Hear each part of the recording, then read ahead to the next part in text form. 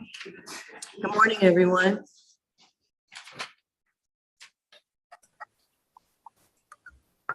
Good morning, Your Honor. Judge. Good morning. Good morning, Judge. Good morning. If we're ready to start, state all purpose.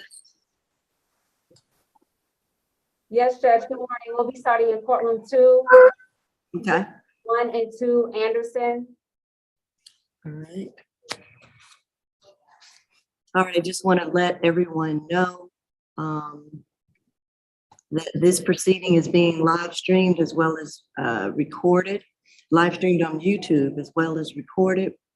Want to remind the defendants on this calendar that you do have a right to remain silent. Anything that you state about the facts, the circumstances, and the occurrences of your case can and will be used against you. So govern yourselves accordingly. Excuse me, and listen to your attorneys. All right, first case we have is 20 CR 000-146A, Jonquavius Anderson. Excuse me, you're charged with 1 count of battery, family violence, and the 2nd count of cruelty to children in the 3rd degree. Offense date is 12/27/2019 state. Yes, good morning, Your Honor. He's also position 2. Let's see, let me just read both and then you can do them both together. Second case, 20 CR 000-205A.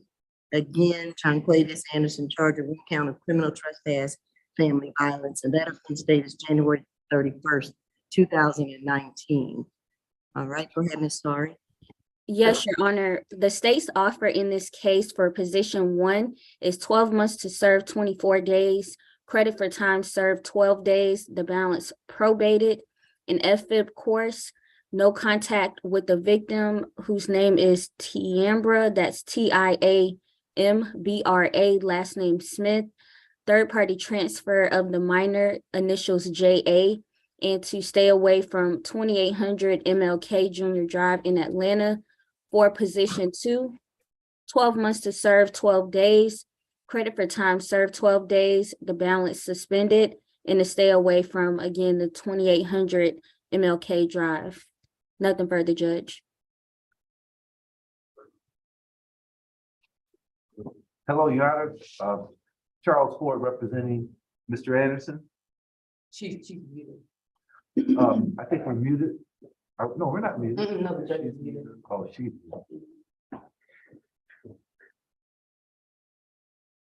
Did you let Judge? I think you're muted, Judge.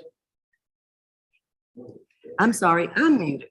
Apologize, and tell me your name again, Attorney Charles Floyd. Charles Ford, Your Honor. Ford, F-O-R-D. Yep, that's right. Representing Mr. Anderson. Oh, I just didn't recognize you there. Okay, Yeah, we're inside the jail this time, Your Honor. I understand. All right, and the alleged victim, Miss Tambria Smith, is on the line, and we'd like to have her speak before we speak at this time. Okay. Ms. Smith, Hey, how you doing? Good morning. good morning, how are you? I'm Do doing you good. wish to address the court today, or you've heard the state's offer?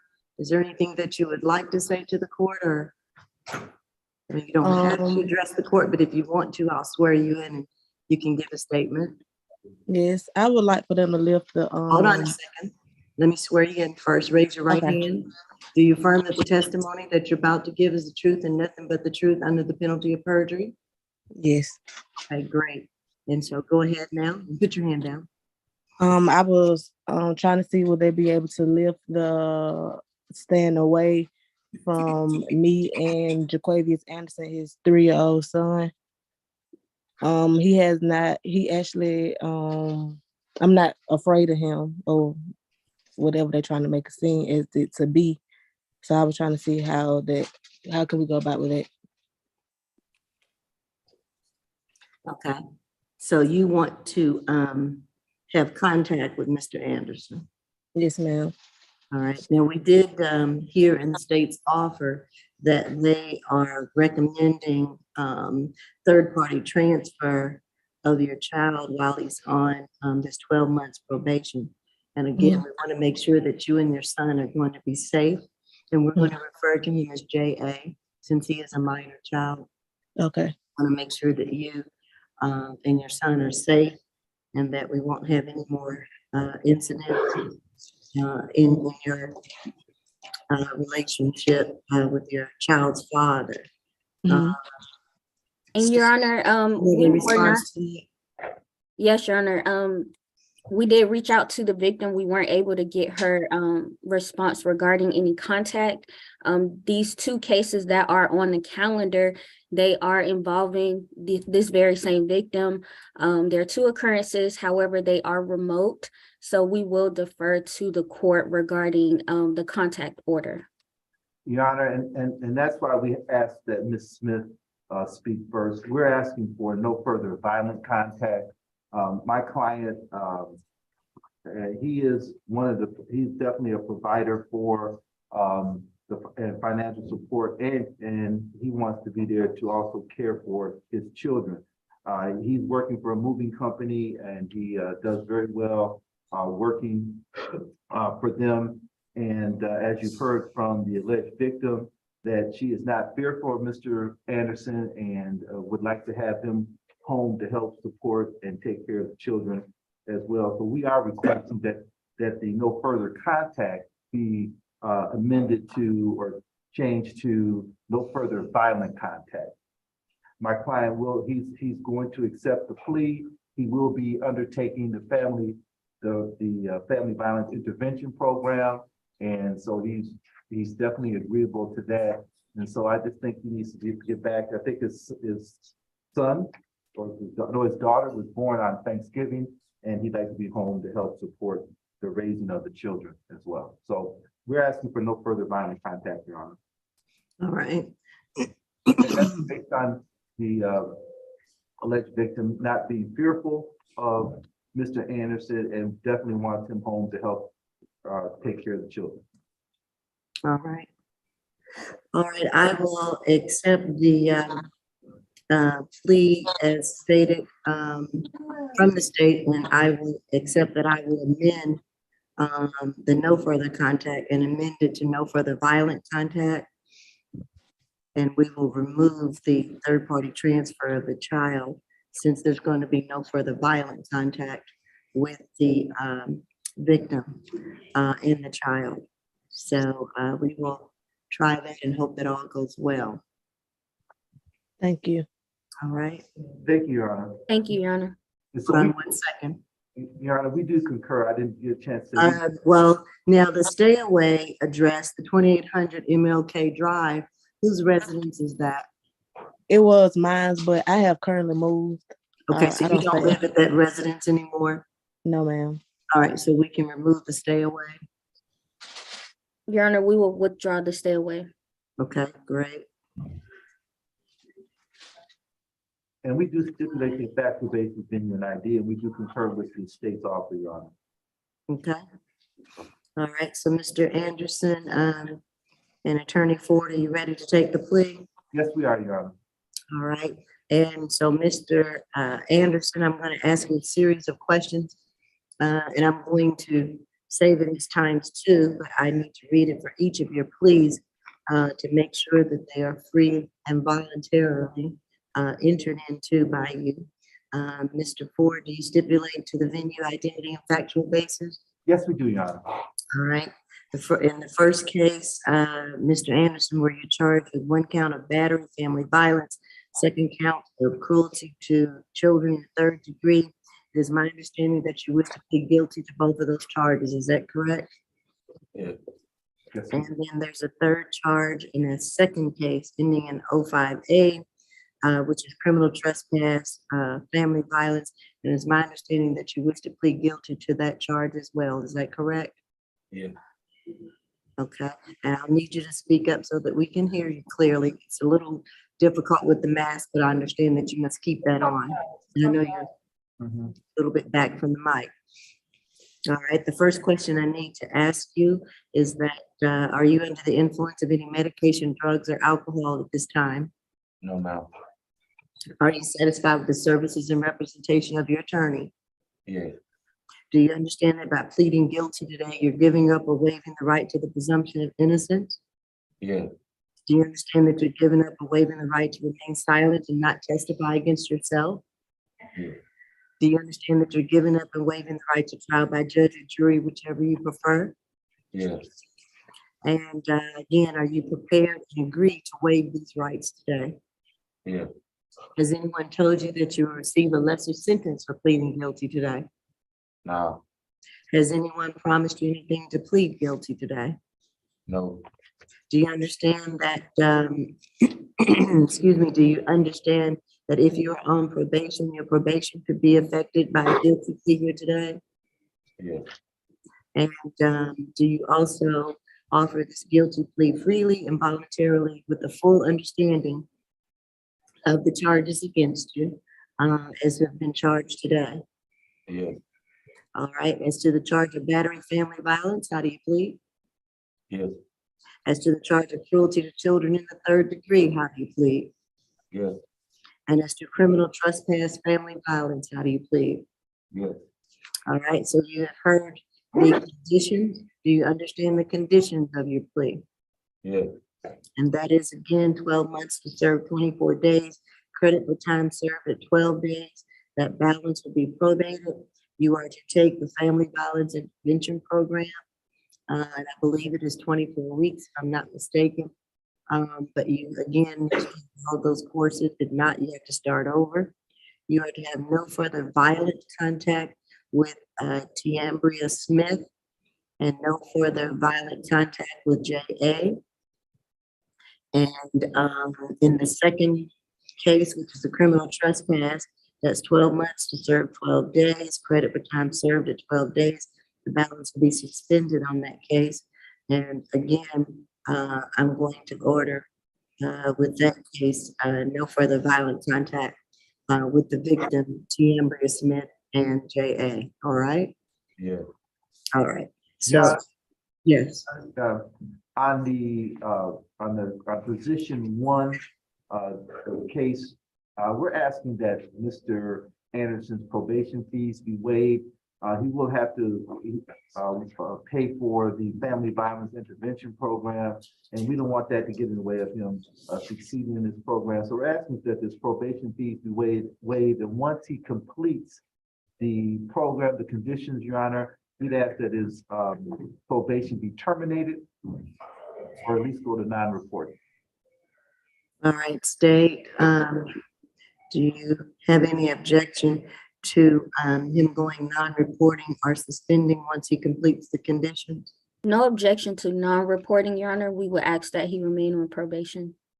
All right, what I'm going to do, I'm going to waive 6 months of the probation fees, half of it, and I'm going to also order that he go non-reporting once he has completed the conditions.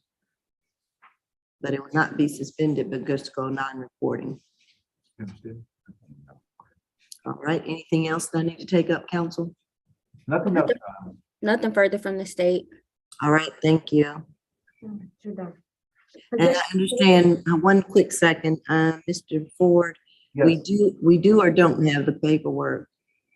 I have the paperwork completed, Your Honor. We will be sending that in at the end of court today.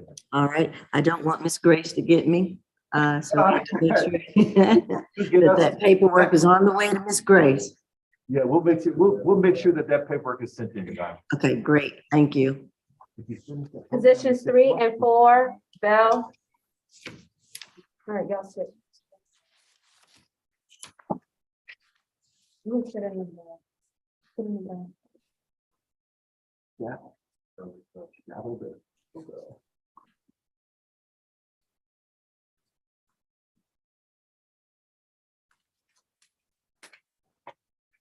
All right, we have position 21 CR 002223Y. And I believe that may be Shadell Bell. I'm sorry if I'm mispronouncing your first name. That's Shadow Bill, Your Honor, Shadow Bill. Shadow, okay. Mhm. You're charged with 1 count of battery in a public transit vehicle or station. And that offense date is March 14, 2021. There is a second case. And that case number is 21 CR 002224Y. You're charged with another count of battery in a public transit vehicle or station, and that offense date is May the sixth, 2021. State. Yes, Your Honor, the state's offer in this case is in exchange for a guilty plea on both counts, or both cases for position 3, 12 months to serve 69 days, credit for time served 69 days, the balance probated, an 8-week anger management course, no contact with Michael Duckworth, and to comply with MARTA suspensions. Or position 4, that's to run concurrent with position 3, 12 months to serve 69 days, credit for time served 69 days, the balance probated, 8-week anger management, no contact with Marcos, Marcos Gonzalez, and again, to comply with the MARTA suspensions. Your Honor, I understand that the defense wants to ask for a NOLO plea in this case. However, we would object due to the defendant's history.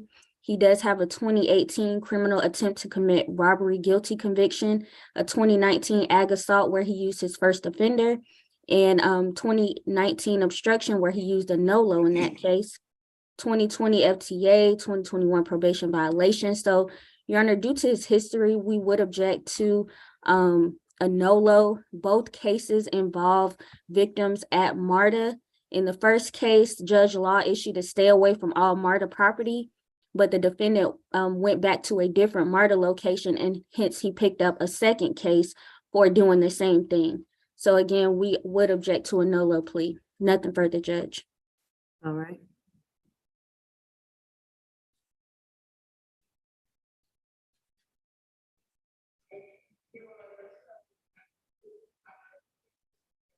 And the public defender on this case?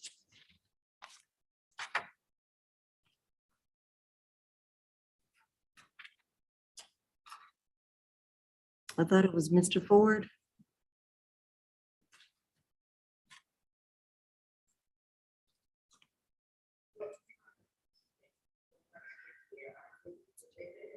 Oh, Miss Sorry, was it Mr. Ford again? It was, I believe, And we but lost contact with them? correct. I don't see the jail on the screen anymore. I don't either. Uh-oh. And it's not raining this morning, but I'm sure they're trying to sign back in. Who's my Zoom person? Mr. Jordan? Mr. Jordan, did we lose the jail? Judges, Ms. Lewis, yes, they did drop off. I'm They trying to dropped see off. if they're gonna Okay. log We'll back hold for on. a second. I'm sure they're getting back on.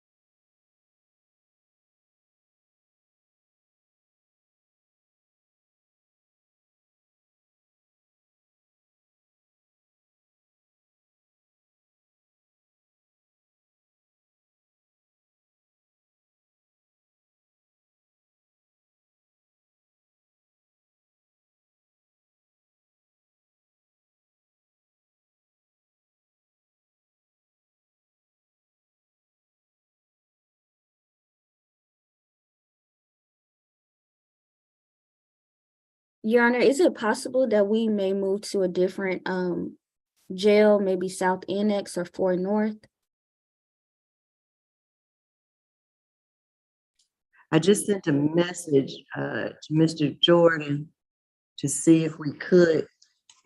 I know I saw the message yesterday about intermittent service. I didn't see it. There'd been an email to come out today about Fulton County having intermittent service today.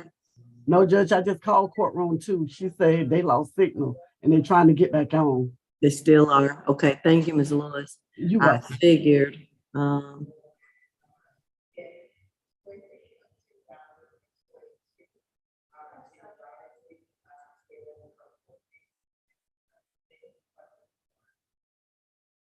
Because I don't see the other, I do see South Annex there. South Annex, can you hear me?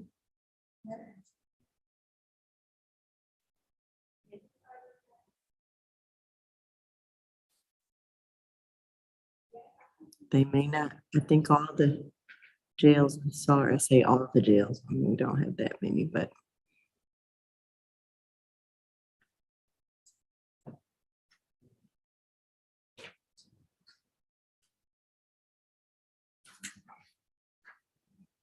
Looks like both jails have been kicked out. Okay, thank you, Judge. Yes, everyone hold, we're gonna get started in a few moments, hopefully. Bye, Mr. Lynch. Your Honor, I'm not sure if now is a good time. I was going to request a breakout room for my position. Right. I don't know that you're going to be able to break out right now. Well, Oh, the request was at this point for it to be with Your Honor and the state. oh, okay. What position is yours, Mr. Lynch? Which case are you talking about? I believe it's positions 38 and 39 or 39 with Worthens. Let's see. There's 6 or 7, 38. Worthings, okay. So I'll just note on here that those will need to be in a breakout. And Your Honor, the jail is back on. Oh, I see the jail. They've moved somewhere, it looks like, trying to get back on, so we appreciate your effort. Okay, there's Mr. Ford. Us. There's Mr. Ford. Yeah, Ford. I'm here, I'm right here. Your Honor, Now we're back. you're sideways. We're sideways. Oh, now you're straight up. There you go. Come up this way. Yeah, stand it up. Stand it up on. Yeah. Here, you fix it, Norris. I was gonna say this is a Monday, but this is Thursday. This is the best we're gonna get, Your Honor. I understand. I appreciate you. Is it still Mr. sideways? Tech Savvy. No, we can see you. All right, thank you, Your Honor. All right, thank you. Okay. Right, we're back to Mr. Bell. Okay. And As I I mentioned, think, yeah. right, I think that there's the South Annex now, I can see them. I think that ASG Sorry was stating about Judge Law had issued a stay away from all MARTA. And that was kind of my last little notes. And Ms. Sorry, are you, or ASG Sorry, are you still presenting, I believe is where we stopped off? I believe I presented everything, but I can go back to that point. For position 3, Judge Law, she issued a stay away from all MARTA property, but the defendant went to a different MARTA location and he picked up position 4. And that was for doing the same thing that he did in position 3, which was he struck both victims, in this case at a MARTA, unprovoked. So that's why we are objecting to any NOLO plea in this case. We are asking for a guilty plea. Nothing further. All right, thank you. And PD Ford? Yes, Your Honor. We're asking for a NOLO, at least on one charge, Your Honor. My client has not used a NOLO in the last 5 years, so we're asking for that to take place. I have gone over the conditions with my client. He's in agreement with the jail time. There'll be no more jail time. Also, he's in agreement with the 8 weeks of anger management and the no further contact. My client does not know either alleged victim in position 3 or 4. So at this time, Your Honor, we're just asking for a NOLO to be considered. If not on both cases, because it's not pled in the last 5 years to a NOLO, at least to one case to have it plead as a NOLO. And Your Honor, in 2019, the defendant did plead NOLO to obstruction. That case number is 19CR000258E. So it looks like he has used his NOLO, Mr. Ford, in 2019. He's used a NOLO, Your Honor. It's not a similar type of case. This is a battery that's taken place on allegedly took place in a public transit vehicle. That was an obstruction charge. We feel that because of the difference in the two charges, we feel that he will still be able to plead NOLO at the time. I'm not so sure about that. If it, the same type of charge, what I'm concerned about is it's the same type of, the same location, same type of offense on Marta.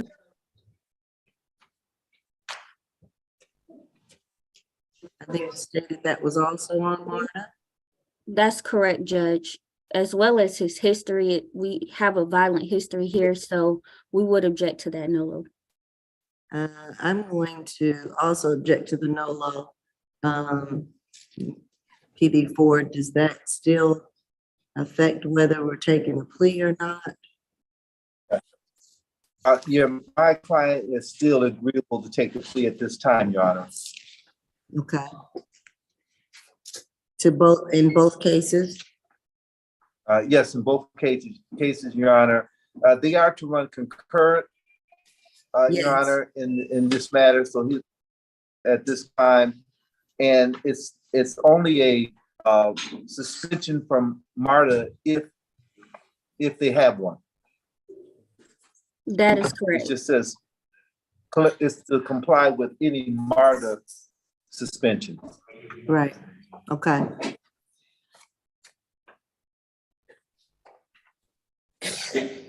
All right, if we're ready to take the plea, Mr. Bell, are you ready to plead to both cases?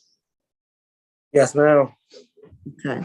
All right, I'm going to start by asking you a series of questions to make sure that these pleas are voluntarily and freely entered into. PD4, do you stipulate to the venue identity and factual basis? Yes, we do, Your Honor. All right. Again, Mr. Bell, I want to ask you, how are you pleading to the charge of battery the public transit vehicle or station? 2 counts of that. How are you pleading today? Guilty. All right. Are you under the influence of any medication, drugs, or alcohol at this time? No, ma'am. Are you satisfied with the services and representation of your attorney? Yes, ma'am. Do you understand that by pleading guilty, you're giving up and waiving the right to the presumption of innocence? Yes, ma'am. Do you understand that by pleading guilty, you're giving up and waiving the right to remain silent and not testify against yourself?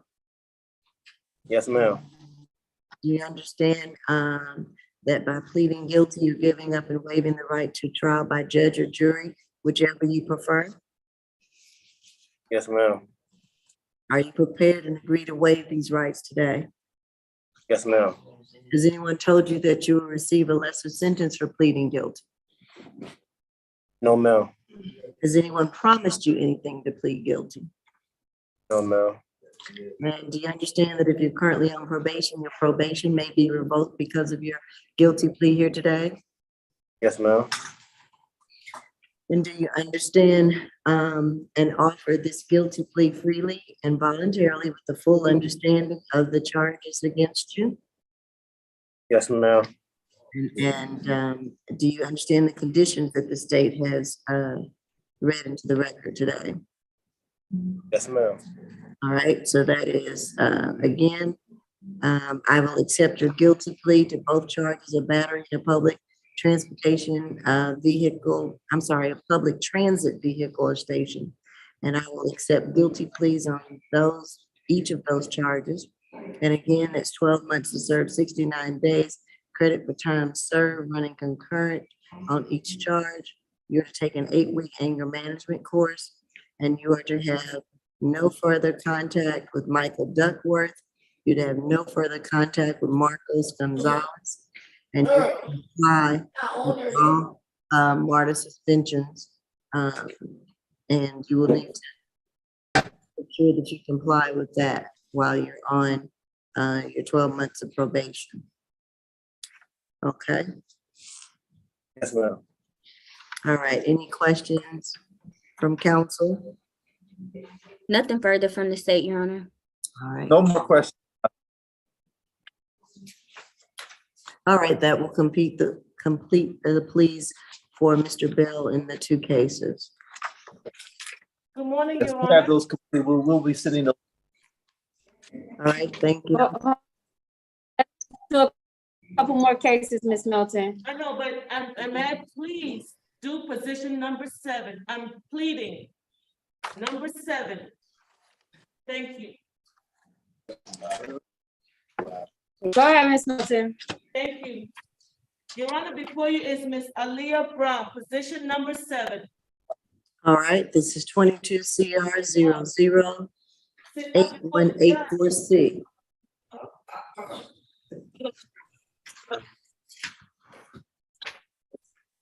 All right, this- Good afternoon, Judge. Representing Ms. Brown. all right, and tell me your name. Aaliyah.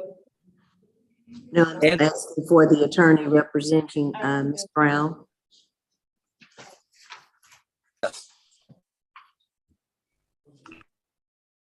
From the PD's office. Can you, Yes, it was I think spotty she's going right. in and out. Yes, tell me your name again from the PD's office.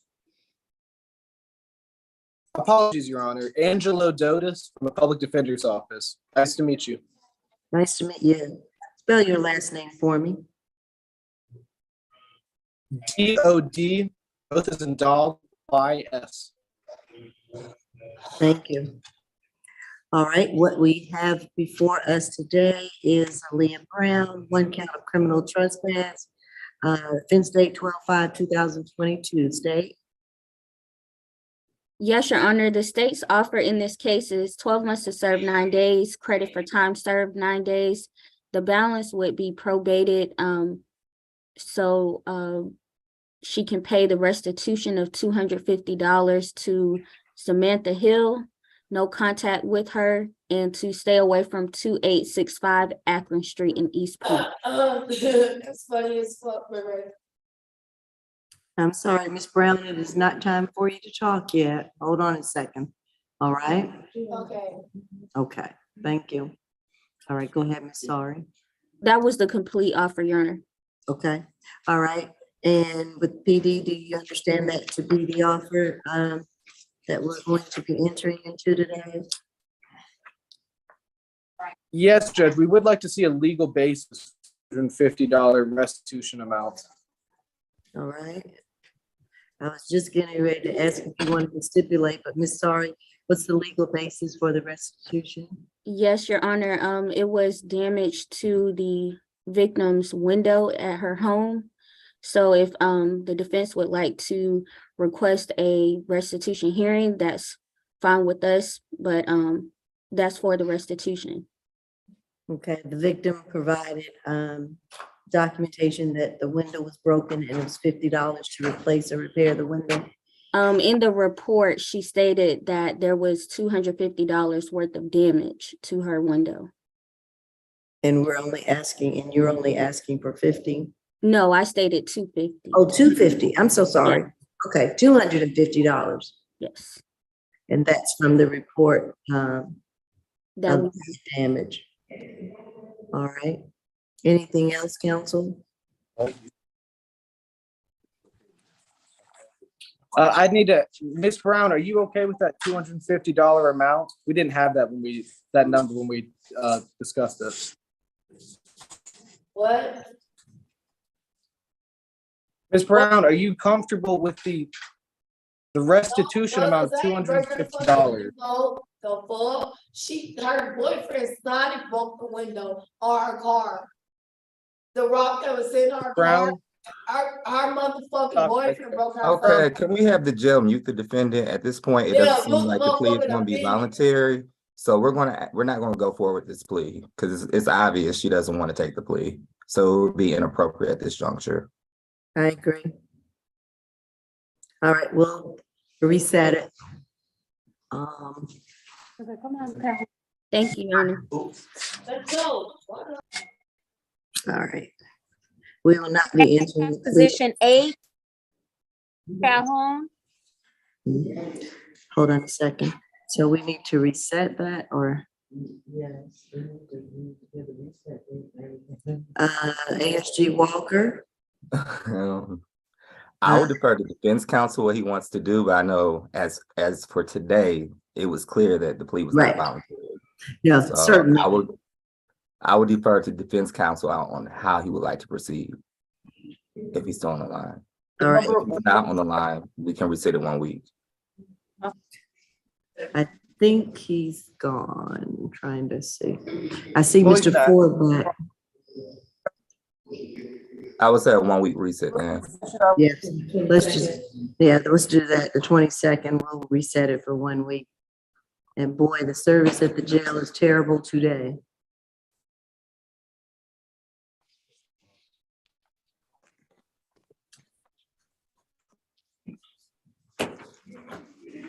Judge, Yes. whenever you're ready. Now, can we, on the case that, on the restitution, can we, have that dealt with maybe at the end of the court hearing? Or the end of the calendar?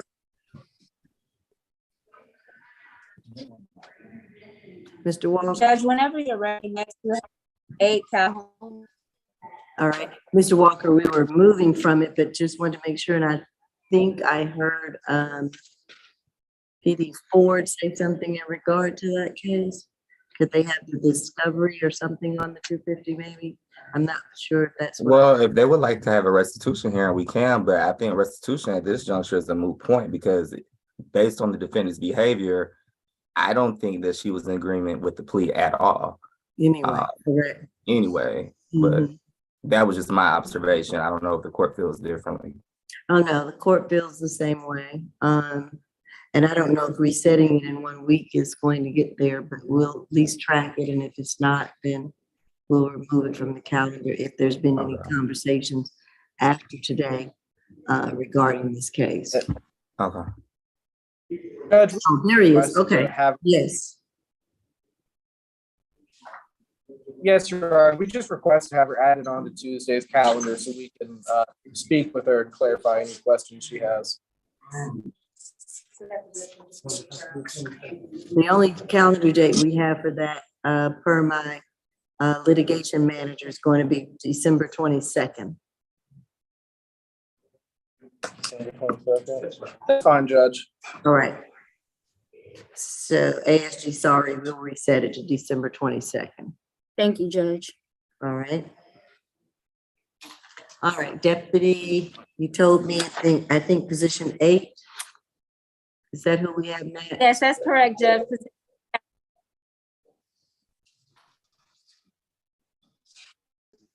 Your sound at the jail is in and out, and I think I get every other word, unfortunately. Yes, Judge, position 8, Calhoun. Okay, thank you. And I know you all may be having welcome. difficulties. We'll get through it. This is position 22 CR 0080911D, and that's Damon Calhoun. You're charged with one count of theft by taking, offense date 12/1/2022. State. The state's offer in this case is 12 months to serve 15 days, credit for time served 15 days, the balance probated, an anti-theft course, no contact with the victim, whose name is spelled CHINENYE, last name ORJIUNEGBU, and to stay away from the Atlanta American Hotel at 160 Ted Turner in Atlanta. Your Honor, the reason we are asking for the anti-theft course, of course, is because in this case, the defendant walked behind the front desk of the hotel and stole the victim's cell phone. He does have a history of theft. In 2017, he was convicted of burglary in Georgia, and he also has history in Kentucky, 12 cycles, a 2012 burglary out of Kentucky. So that's why we are asking for that anti-theft course. Nothing further. All right, Mr. Ford. Thank you, Your Honor. The reason that my client is in agreement with jail time, and the only issue that he has is with the course, due to the fact that he is residentially challenged at this point. He has no employment, and to have a condition of the anti-theft class would just set him up for failure, Your Honor. He's looking for a place to stay. We've talked about Gateway and those types of services, Your Honor. So we're asking that not only that the anti-theft course be waived, that that this be a balanced suspended case. That he will not do any probation, Your Honor. Like I said, my client has no stable address, telephone number, or employment. And Your Honor, we would object to the probation terminating. He does have a 2020 probation violation and a probation violation from this year as well. So we would ask that he remains on probation. And so I was going to say those maybe are the reasons why I would want to keep him on probation. I do understand he has other challenges, but I'm also making sure with this case that we're able to resolve it in a positive manner, hopefully. So I'm not going to suspend probation until he is able to take the anti-theft course. And I believe that anti-theft course, and correct me if I'm wrong, sorry, I think it's only a one-day course. Is that correct? That, Your Honor, I am not sure of. I think That is correct, Your Honor. Okay. That's correct, Your Honor. Thank you. So it is a one-day course. And so we want to make sure that he will be able to do that. He will have 12 months to do that one-day course in spite of the other challenges that he may have. So Mr. Ford, where are you with that? I'm not going to suspend, and I'm not going to take off the anti-theft course.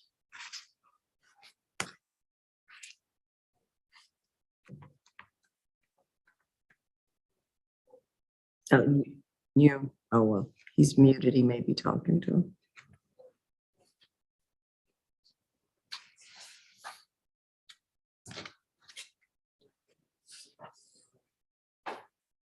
Mr. Ford, you're still muted.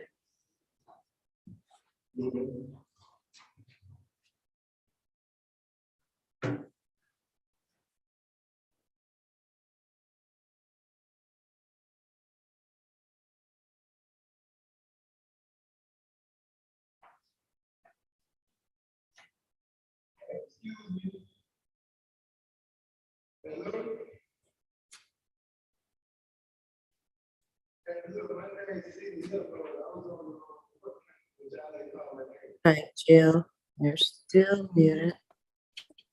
All right, Judge. Here we go. All right, now we can hear. All right. You are muted. Could you hear what I was saying to you, Ford? Yes, Your Honor. My client, I spoke with my client. He's prepared to move forward with the plea at this time. Okay, all right. Do you stipulate to the factual basis of venue and identity? Yes, Your Honor. All right, Mr. Calhoun, are you prepared to plead guilty to the one count of theft by taking? Yes.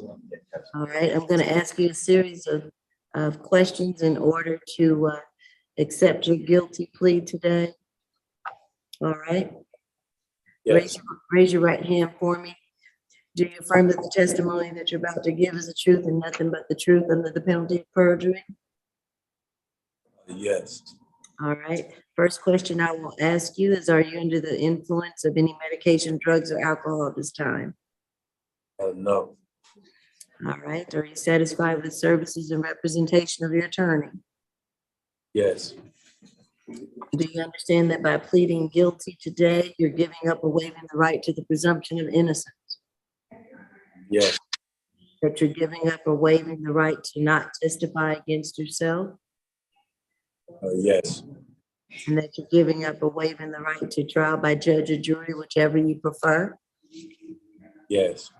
And are you prepared to agree and waive these rights today? Yes. Has anyone told you that you will receive a lesser sentence for pleading guilty? No. Has anyone promised you anything to plead guilty? No. And do you understand that if you're currently on probation, your probation may be revoked because of this guilty plea here today? Yes, ma'am. And do you also currently agree to offer this guilty plea freely and voluntarily with the full understanding of the charges against you? Yes. And you've heard the conditions read by the state, is that correct? Yes. And that's 12 months to serve 15 days, credit for the 15 days, balance probated, to take an anti-theft course, no further contact with Chinwe or Gangu, I'm not sure how to pronounce that name. You're to stay away from the Atlanta American Hotel at 160 Ted Turner Drive. Do you understand that? Yes. All right, so to stay away as well as taking the anti-theft course, you have 12 months to do that. I will waive your probation fees to make sure that you will hopefully be successful in completing this with the other challenges that you may have, okay? Okay. All right, anything else, counsel? Nothing else, Your Honor. Nothing further from the state. All right, thank you. All right, you're done. You're done.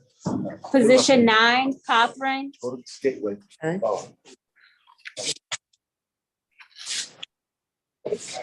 I'm not gonna ask her if death class be waived because she's not doing it. What she doing? You add that. So I'm gonna add that.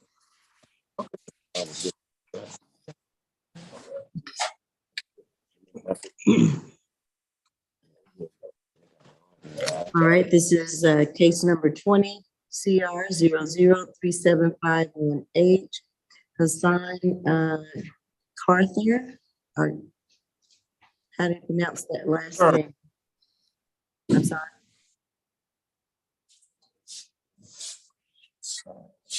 Is it Carthern? Yes, Carthorne, Your Honor. That's correct. Carthern. All right, you're charged with one count of theft by taking. The offense date is June 15, 2020. State?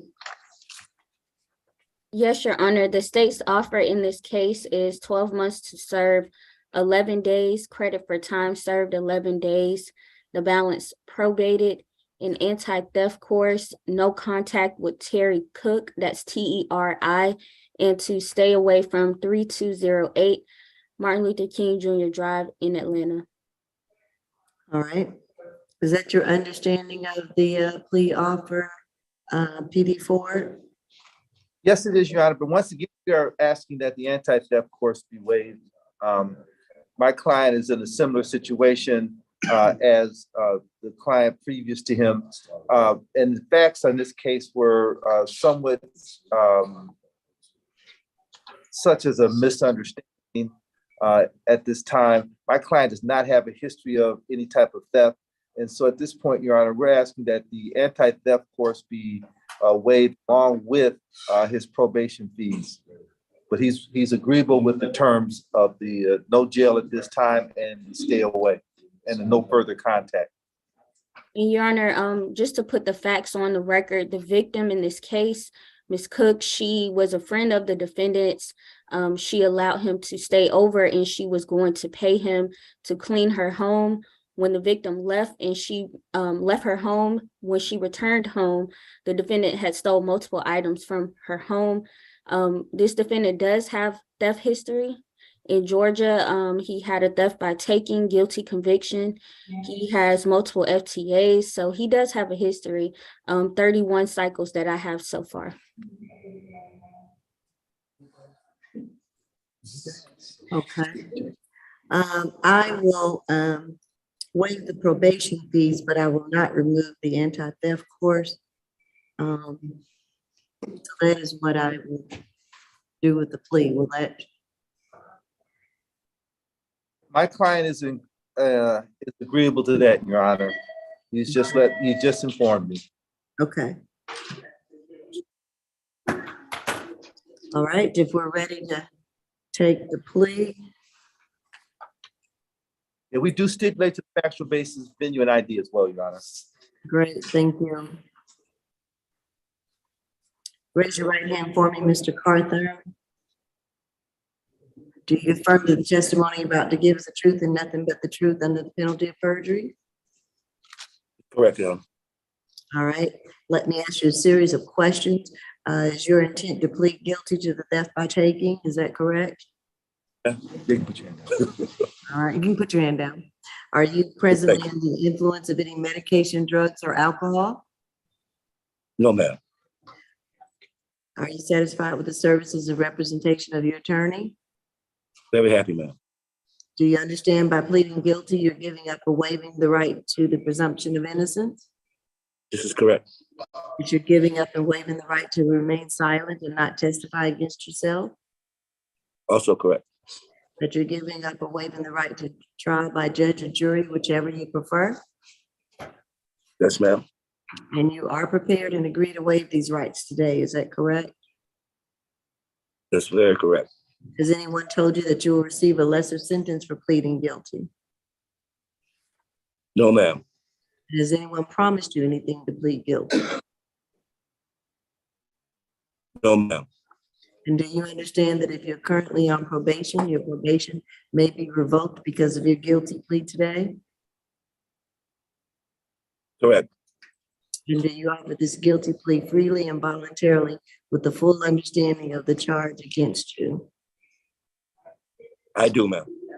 And again, as to the charge of theft by taking, how do you plead? Guilty. All right. And so again, 12 months to serve 11 days, credit for time served at 11 days, balance probated, to take an anti-theft course, no further contact with the victim, Terry Cook, and to stay away from 3208 Martin Luther King Jr. Drive in Atlanta. Is that your understanding? Yes, ma'am. All right, I will accept your plea and I will also waive your probation fees. All right? Thank you. All right, good luck to you. Thank you. Good luck, man. Good luck. Position 10, Brady. Okay. Deputy. Can the deputy hear me? Yes, Judge. I do have a. Yes, position- I can hear you. Okay, I do have a position on the calendar with a private attorney. And that is, it looks like with, Okay, he's actually next. he's next, Frederick Howard. I was trying to find the name of it. Good. All right. Thank you, thank Judge. All right, thank you. We're gonna. All right. we have position Howard. 16. This is gonna be position 16, Howard, private attorney. Yes. Which one are we doing first? 10? No, position 16, Howard, the private attorney okay. case. Okay, we'll do that first. Gotcha. All right, this is 19 CR 007255Y, Frederick Howard. You're charged with 1 count of obstruction of law enforcement officer. 2nd count, disorderly conduct. The offense date is January 23rd, 2018. State? Go ahead. Yes, Your Honor, the state's offer in this case, excuse me, is 12 months probation, credit for time served, balance probated, 2 days of anger management, and no further violent contact with the officer. All right.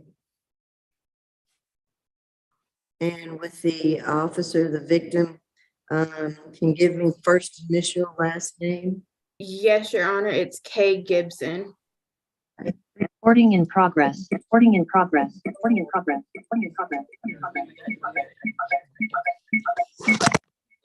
Okay. All right. Let me double check. My litigation manager tells me that is not the name that she has as the victim. Can we double check that, ASG's time? I am pulling that up in Odyssey now, Your Honor. I apologize. Okay. Let's just double check.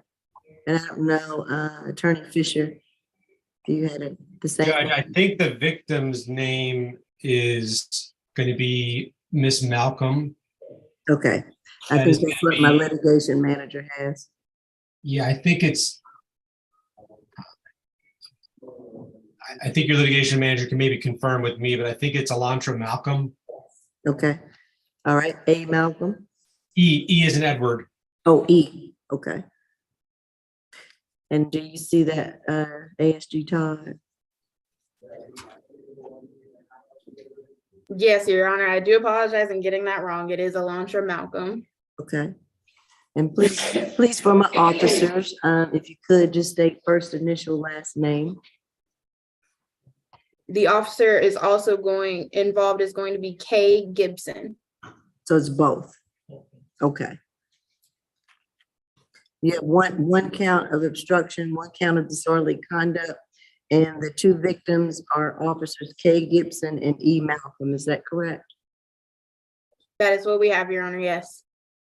Judge, I wasn't familiar with the police officer being considered a victim, number 1, and number 2, the obstruction was being dismissed and we were going only forward on the disorderly.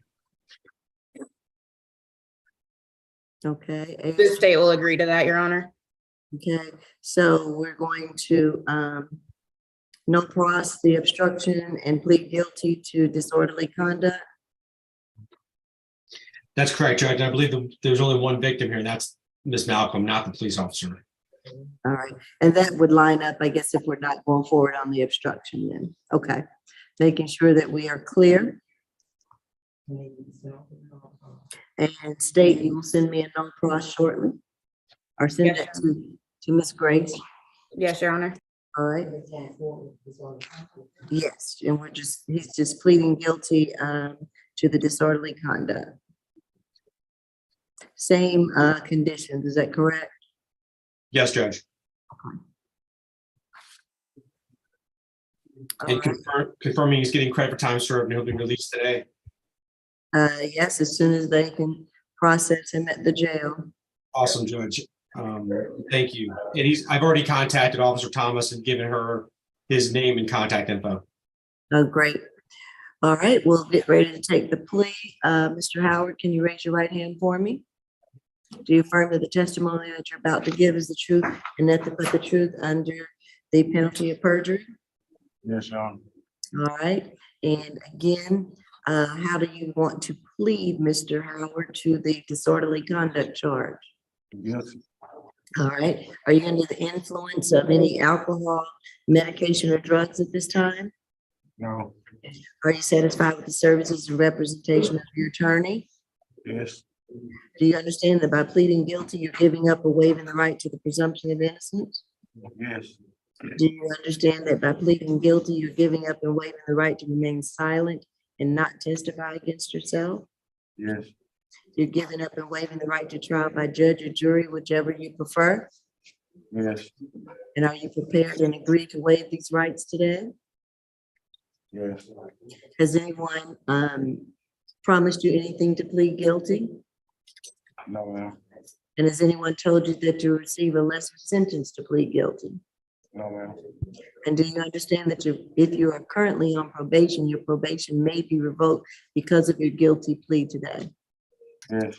And do you offer this guilty plea freely and voluntarily with the full understanding of the charge against you? Yes. All right. And again, I will accept your guilty plea to disorderly conduct. We're going to dismiss on no cross the obstruction. The conditions are 12 months probation, credit for time served, balance probated, 2-day anger management course, and no further violent conduct with E. Malcolm. All right. Does that conclude everything, counsel? Yes, Judge. All right. Thank you, Mr. Howard. Judge, that concludes my business. you. May I be excused? Yes, and thank you, Mr. Fisher.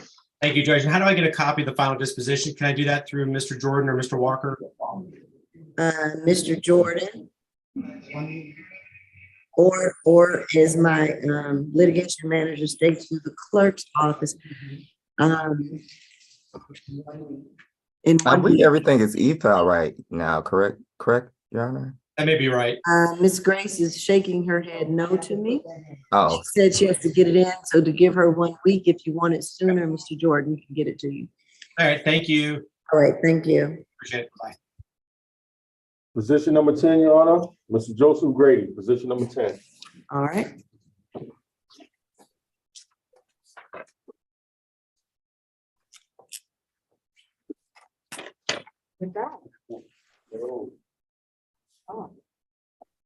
This is 20 COV 000011. Joseph Dexter Grady. You're charged with 1 count of criminal trespass. The offense date is April the 23rd, 2020. State? Yes, Your Honor. The state's offer in this case is 12 months to serve 8 days, credit for time served 8 days, the balance suspended, but to stay away from the Magic Market located at 3160 Greenbrier Southwest Parkway in Atlanta. Nothing further. Okay. Your Honor, this is oh, we're back on. Yes, I see you. Okay. We're back on. All right. Thank you. Your Honor, we do concur with the state's offer and recommendation, and we do stipulate to the factual basis in your ID. All right, great. All right, Mr. Grady, you're ready to enter a guilty plea to the criminal trespass charge? That's correct. All right, raise your right hand for me. Do you affirm that the testimony that you're about to give is the truth and nothing but the truth under the penalty of perjury? I do. All right, I'm going to ask you a series of questions. The first one being, are you presently under the influence of any medication, drugs, or alcohol? I am not. Are you satisfied with the services and representation of your attorney? I am. Do you understand that by pleading guilty, you're giving up and waiving the right to the presumption of innocence? Yes, that's correct. And do you understand that you're giving up and waiving the right to remain silent and not testify against yourself? Yes, Your Honor. And do you understand that you are waiving and giving up the right to trial by judge or jury, whichever you prefer? Yes, And are you prepared and agree to waive these rights today? I am. Has anyone told you that you will receive a lesser sentence for pleading guilty? They have not. Has anyone promised you anything to plead guilty? No, ma'am. And do you understand that if you're currently on probation, your probation may be revoked because of a guilty plea here today? I understand. And do you offer this guilty plea freely and voluntarily with the full understanding of the charge against you? I do, Your Honor. As to the charge of criminal trespass, how do you plead? I plead guilty. All right, so that's 12 months to serve 8 days. Credit for time served of the 8 days.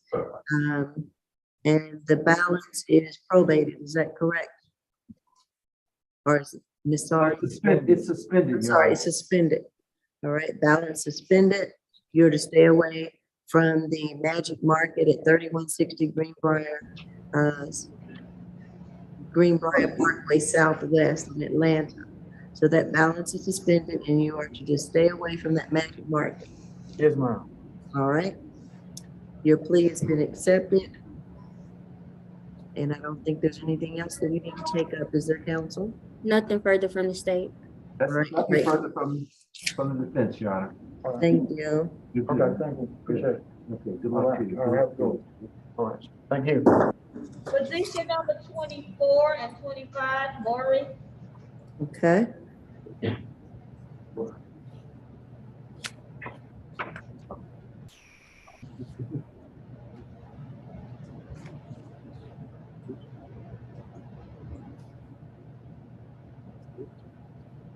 Say that again. Is it Maury?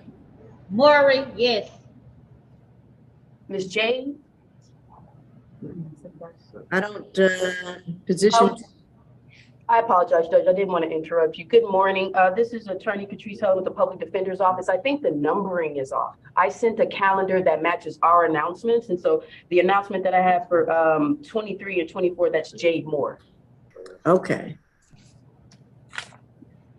I have 23 and 24, so we are on the same page, but we may have two different versions sometimes. I understand. Sometimes some people use the earlier calendar. There was an updated calendar that was sent out, and they're going by the wrong calendar. So everything at the position 26 is probably going to be off on the PD count. There was only 38 cases that I sent out the updated calendar. Okay, thank you, Mr. Jordan. All right, so we're doing Ms. Moore. Yes, Judge. All right. This is Maury over here on Moore North, Maury. That's not Mr. Moore or Maury on Fort North. That's Mr. Alistair Murray. And Mr. Murray is position 25. 25 and 26, correct. Ms. Moore is here at the South Annex. All right. And Jade Moore is position 23, 24. So I'm ready on either position. Just let me know which one. Oh, both of those are your cases. Okay. All right, Deputy, we're going to take Ms. Moore first. Yes, ma'am. Okay. That's 22 FTA 00059. Failure to appear for fingerprintable charge for the offense date of 9/6/2022. Second case 21 CR 003316A. The charge is forgery in the 4th degree, offense date December 30th, 2019. All right, state. Yes, Your Honor. So for this case, Your Honor, we are willing to offer a no pros on the FTA case in the event that we do get a negotiated plea. I do believe the secondary position 24, we are offering 12 months to serve 30 days, credit for time served 12 days with the balance probated, an anti-theft course, and restitution in the amount of $971.80. Right. And Ms. Helen, is that your understanding? Judge, this is a non-negotiated plea. We do plan to close it out in the plea, so that's why we are agreeing to position 23 as a null pros. The only issues that we have in position 24 is the jail time. We're asking for time served, Judge. She's been there a total of 12 days.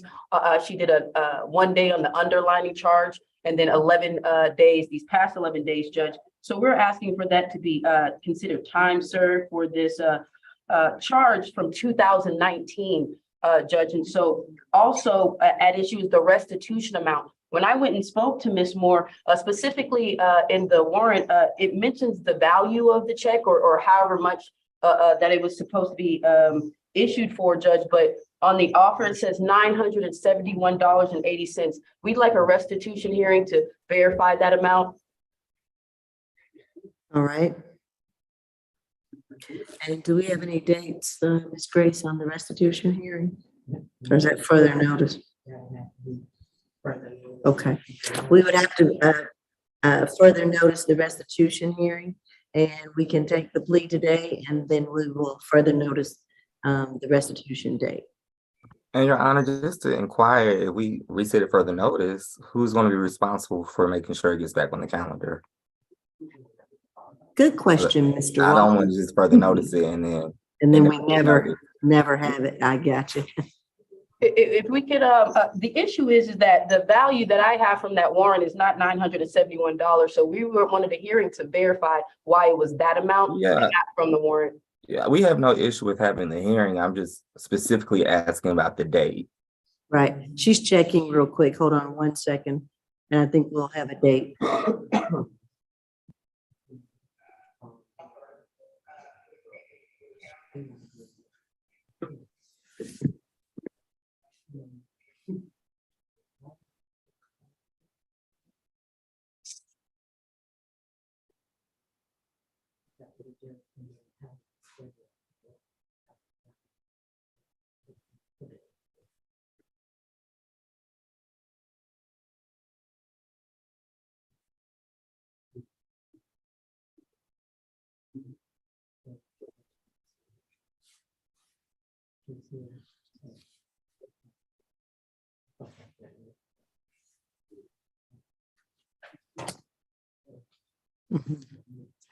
Hold on 1 second.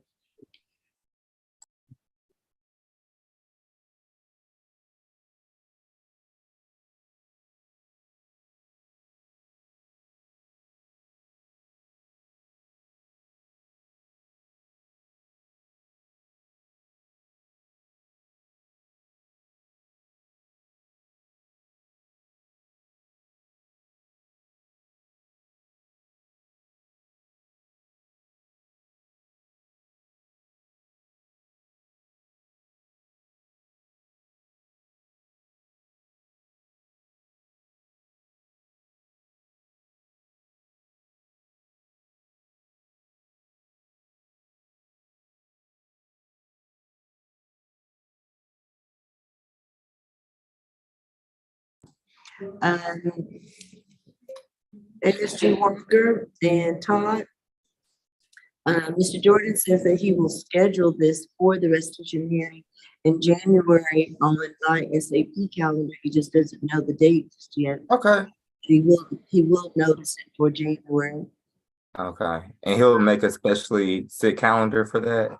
Right. Well, he'll look to see which calendar I'm sitting at for SAP, which will be out probably in another week or so. And then he'll put it on my SAP for January. Well, I was just asking, can he make a separate calendar, but on the same date? So that way we'll know it's a restitution hearing. Oh, yeah, that happens automatically, right? Yeah, he just Okay. can't tell you the date in January. They Okay, haven't- that will do. Thank you, Your Honor. Yeah, so we'll do that. We'll put it on for January's restitution calendar with me on an SAP date that we will probably know in the next week or two, okay? Thank you. All right, Mr. Jordan is making note of that as well. All right. And Judge, outside of, not to interrupt you, but outside of the restitution, Ms. Moore does, again, we're asking for the time served, but she does agree to the probation. She does agree to the anti-theft course as well. All right, I will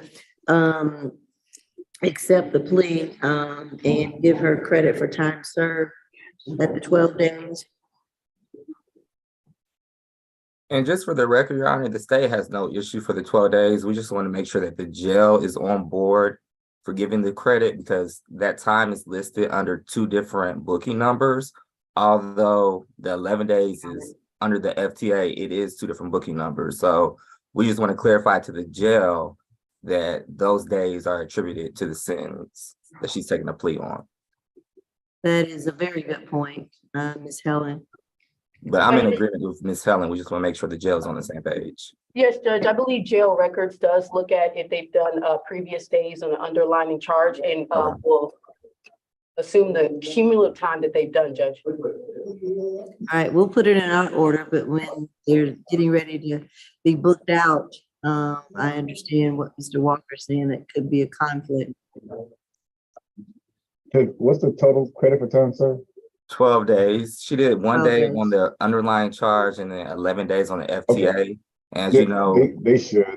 So the failure to appear charge is linked to the CR case as well. Okay, I just wanted to make sure because we're dismissing the FTA. Okay. Thank you so much. Thank you, Judge. Yes, correct. So we'll do the 12 days credit for time served. Okay. Thank you, Mr. Jordan. And so, Ms. Moore, I just want to clarify so you know what's going on. You're going to have a restitution hearing scheduled in January. They're going to give you the date. I have the information to update the court to contact you, but you're getting the time served, but it is going to be probated, okay? All right, that's fine. And Judge, Alright. I do have one additional request. Since this is a probated sentence, she has lost all employment due to incarceration. She's 4 weeks pregnant. She does have 2 twin children who are currently residing with her mother. Judge, I'm asking for her entire year probation fees to be waived so that she can report to probation and be successful as a mother of 3 now. All right, I will waive her probation fees. Anything else? No, Judge, thank you so much. All right, Ms. Moore, raise your right hand for me. Do you affirm that the testimony that you're about to give is the truth and nothing but the truth under the penalty of perjury? All right, I understand that you would like to plead guilty to forgery in the 4th degree. Is that correct? Yes, ma'am. And I'm going to ask you a series of questions. The first being, are you presently under the influence of any medication, drugs, or alcohol? No, ma'am. You can put your hand down. Are you satisfied with the services and representation of your attorney? Absolutely. Do you understand that by pleading guilty, you're giving up or waiving your right to the presumption of innocence? Yeah, ma'am. That you're giving up and waiving the right to remain silent and not testify against yourself? Yes, ma'am.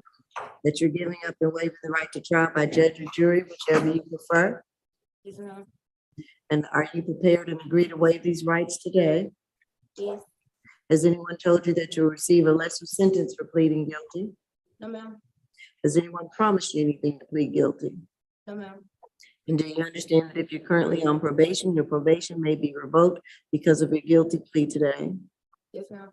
And do you offer this guilty plea freely and voluntarily with the full understanding of the charge against you? Yeah, ma'am. All right, and so you have heard that the conditions are 12 months to serve 30 days credit for time served at 12 days. And that the balance will be probated. I apologize, Judge. I didn't want to correct you, but the 30 days, if we're given her time served, I believe it'd be served 24. Balance will be suspended. I'm sorry, 12. What did I say? 30. Oh, I said 30. I didn't mean that. I'm sorry. Yes, credit for time served at 12 days. All right. And then balance is probated. Anti-theft course, and we will have a restitution hearing in January. Yes, Judge. We're going to waive the probation fees. That was the other condition. All right, if there's nothing else by council, I will accept the plea and good luck to you, Ms. Moore. There's nothing else, Judge. All right, thank you. Okay. We're going back to position 25. Okay. Moray. And that's going to be a bond hearing, Judge. Bond hearing, okay. And I have 2 positions for Murray, 25 and 26, so both will be. That's correct, Judge. Okay. All right, Alistair Murray, I have case number 20 CR 005174Y and 22 FTA 000046. And the case ending in 174Y, you're charged with 1 count of criminal trespass and a 2nd count of obstruction of a law enforcement officer, both with the offense date of October the 11th, 2019. Am I hearing both cases together or separate? Together, Judge. It's an FTA for position 26, so I'll For be that talking position. about All right. And Your Honor, sorry to cut in, but this is an FTA case, and traditionally on ASAP calendars, when someone's being held on a bench warrant, we send it back to the division judge. So I would ask that the same is done in this case, and we send it back to the division judge who issued the bench warrant and allow them to make a determination since they are the original bond, since they are the original judge who set the bond on the FTA or on the bench warrant. And Judge, I do hear that argument, Judge. We are asking to be heard on bond. This is actually for FTA, so essentially we'd be asking for the bench warrant to be set aside. If we could also be heard on bond, I do hear the court's defense of that, Judge, but Mr. Murray has been incarcerated on this charge for I do have those days, but he has been incarcerated for at least 2 weeks on this charge, Judge, and we would like to be heard on bond for it. Hold on 1 second for me.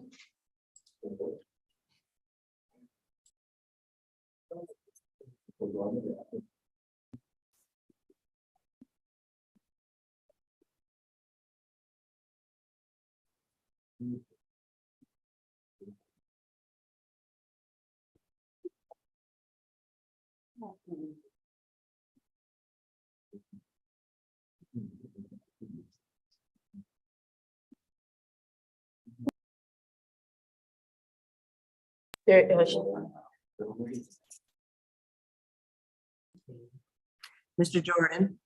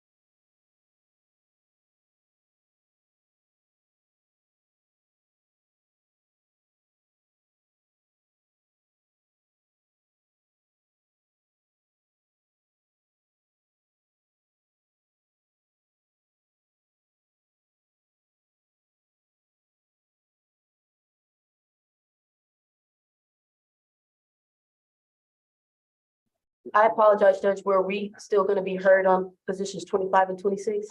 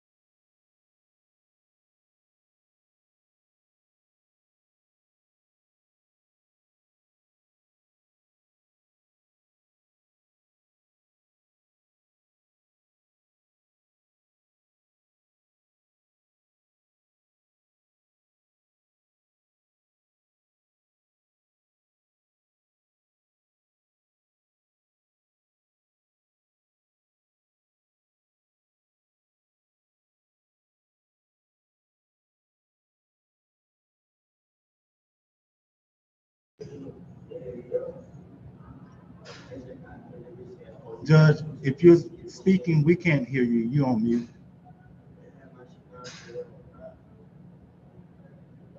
Hey, Judge, I apologize. Can you hear us? I wasn't intending to speak to the court. Deputy Walker, I'm elevating you there too. I'm here, Your Honor. I know. This case, we were looking at the, this is an ORCA case where Judge Law issued the warrant. I understand. I think I stated that because in looking at Odyssey, it looked like the first FTA was in front of Judge Edie on September 21st of, I forget the year now, but I believe that was the first time he FTA. So it would be the state's position that it should go back to Judge Edie, but I understand that after he FTA, it was put on an ORCA calendar. And so that is the reason that it would not go back to the division judge at this point with Judge Law. So does that mean we're going to be heard on bond today? Yes, great. We will do a bond hearing today.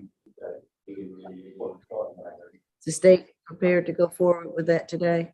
The state is always prepared, Your Honor. Good. It's really a moot issue. He's being held on no bond on a murder I was charge. here to say. Judge, it's the defense's position. It's not mute. I've spoken with that attorney who is on his other case. He's scheduled to have a bond hearing with that specific attorney, and this FTA will prevent that bond from going through. So, Judge, I don't believe it's a mute point. I believe this bond is quite critical to his other case as well. Okay, we can proceed. Can we have pretrial read the history, please? Good morning. Pretrial. Good morning, Your Honor. This Defendant, is- I'm sorry.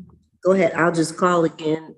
This case is 22 FTA 0000046. Defendant has a total of 9 cycles. A 2013 conviction for criminal trespass out of Fulton County. A 2014 theft by receiving stolen property. That was a NOLO out of Fulton County. Defendant also was sentenced on a willful obstruction of a law enforcement officer this year, January 2022, to 12 months probation out of Fulton County to 12 months probation. In addition, Your Honor, there is an open felony case for a capital offense, as well as aggravated assault and possession of a firearm or knife during the commission of a felony. That has an offense date of November 27th of 2022. Nothing further, Your Honor. All right. State. Thank you, Your Honor. On the underlying charge of this FTA, the facts are that East Point Police was called out to the Brookfield Apartments, address 3072 Washington Road, on reports of an individual having been shot. It was reported by the— that's not the criminal trespass today. We got to make sure we're reading the right stuff. I don't believe that's about the criminal trespass and the obstruction today, Judge. That's not what I spoke to Mr. Murray about. Actually, Your Honor, this is the underlying facts that led to the criminal trespass and obstruction that the defendant was involved in. All right. Go ahead. Thank you, Your Honor. It was reported that an individual matching the defendant's description had fled from the scene. Upon patrolling the area near Dobbs Way, Officer Renner and Broussard encountered the defendant. They asked the defendant to stop, and when they attempted to make contact, he fled on foot. The officers observed him enter the home of 3055 Dobbs Way, Unit 5. Officer Renner additionally observed the defendant discarding a semi-automatic pistol, which was found in the doorway of the residence he entered. Officers made several verbal commands for the defendant to stop and put his hands up, but he refused. After a brief struggle, the officers were able to successfully place the defendant in custody. As Deputy Walker did state earlier, this is not the defendant's first time failing to appear for a court date. He has 3 previous FTAs on this case, one being September 23rd of 2022, one being August 12th of 2022, and the third being September 21st of 2022. As pretrial stated, he does have a criminal history for criminal trespass as well as obstruction, which one of those convictions did happen earlier this year. As such, we are asking that the present $1,500 surety bond that is included on the FTA remain in place. Nothing further, Your Honor. All right. But Ms. yes, Helen? Judge, we are asking for this FTA to be set aside, the bench warrant short to be set aside. We're also, when I went and spoke to Mr. Murray, he is here for failing to appear. I've got a couple of court dates that I spoke to him about. All of those went to a resident that he no longer lives at, Judge. And at that time, this is 2019, Mr. Murray was not aware that he needed to update his address in person so that he can see his face with an ID, Judge. So he never received any of those notices, hence this FTA. Just to give some good information about Mr. Murray, he's 31 years old. He turned 31 in October of this year. He's been in Georgia since 2012, so that's 10 plus years here in Fulton County in Georgia. Judge, he's a Fulton County resident, and so is his wife and many of his family members, Judge, so he has strong family ties. He is a high school graduate. He's studying his criminal justice major through the Kaplan tutoring program, Judge. He also is a manager of his own Caribbean restaurant, Judge, which is right across the street from where he lives. He's a manager of 2 employees. So, Judge, this is not the history and the details of a violent, long-standing criminal. For this particular case, it was simply not being able to update the court with his information. Now, the open felony, Judge, is still being investigated. I've already stated he does have an attorney who is representing him on that, who is handling that case, Judge. So outside of that new arrest, this is not a violent offender, Judge. We are asking for that bench warrant to be set aside since he's been arrested and now is appearing for court. We're also asking for the bond for this case.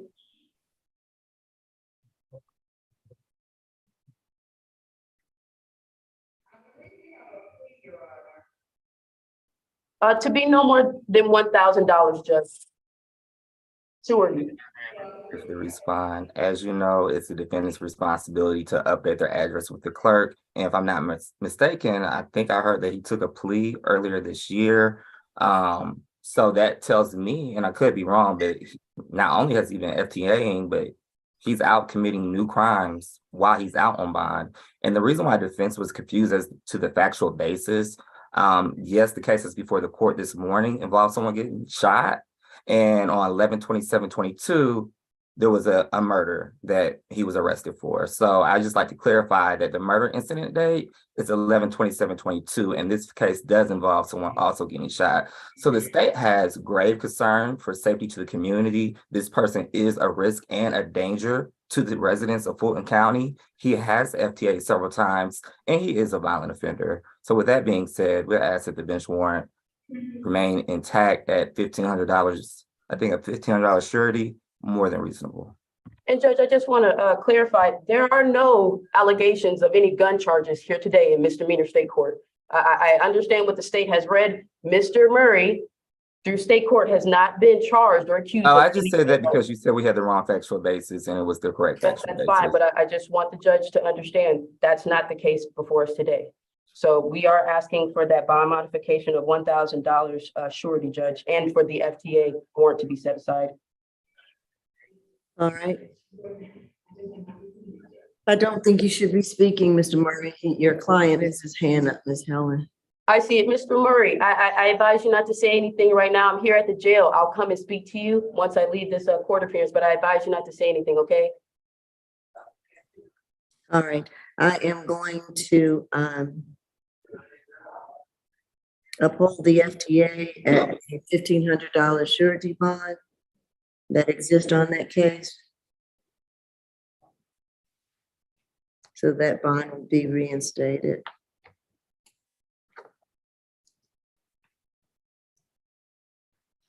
Anything else, Ms. Helen? Yes, Judge. So if you're saying that the bond will be reinstated, does that mean that you're not setting aside the bench warrant? No, I'm not. Because again, I think the state makes a good point. It is the defendant's responsibility to keep his address updated with the court and with the clerk. And Judge, I do have an updated address. Mr. Murray was not aware of that. I would be providing that to the court, but I do hear the court's recommendation. Okay.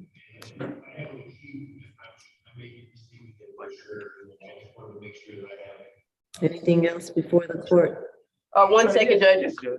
Good morning, Judge Derek Howard with the Public Defender's Office. Just had a quick question about you said the bench warrant will not be set aside, but there's a $1,500. I'm unclear because it's my understanding, obviously, now that he has been brought to court, now that he's in custody, then the bench warrant issue is settled. I mean, the purpose of the bench warrant is to have the body brought to court. Since he's here, it's opposition, the bench warrant should be set aside. If the court is setting a bond, 1,500, we understand that, but we would say that the bench warrant would need to be resolved. It's my understanding that the $1,500 bond was sit with the bench warrant. Is that incorrect? I see Mr. Jordan stating, of course, he has a $1,500 bond hold on this case, the 1,500 surety. Okay, right. And is there a separate, is there a separate FTA charge? Lately we've been having where, in the past, it would be on the actual charge, a bench warrant for whatever amount. But now we have a separate FTA charge. Is it my understanding that's what's happening in this case, Judge, that there's a separate FTA in addition to the $1,500 bond on the case? Maybe Mr. Jordan can answer that. Right. Hold on one second, Mr. Howard, I understand. Make sure we're not.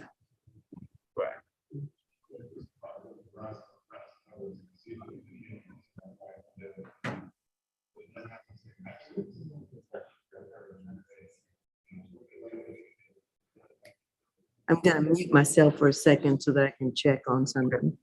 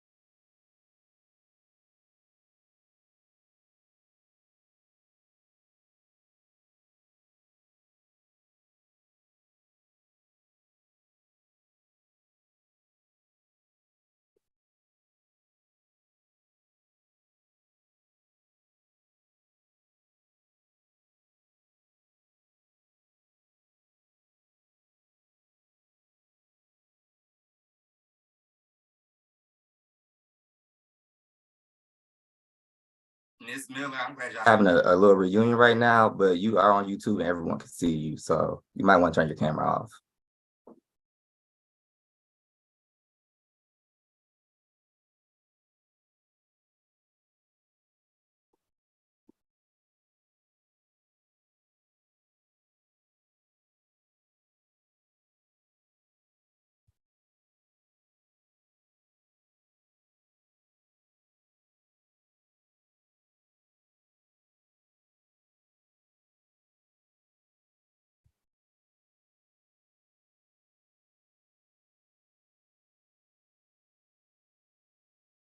And Your Honor, I don't know if you can hear me, but I actually have the bench warrant pulled up so I can provide the answer to the court.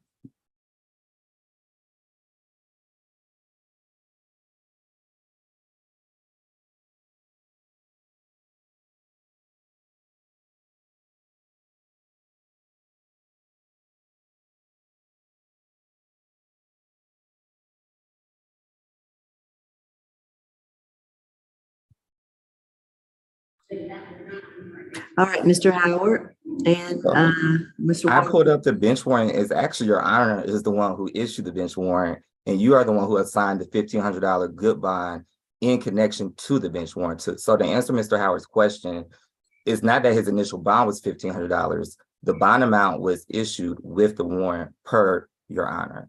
So the state would just ask that you remain consistent with your previous ruling as to the bench warrant and remain in place.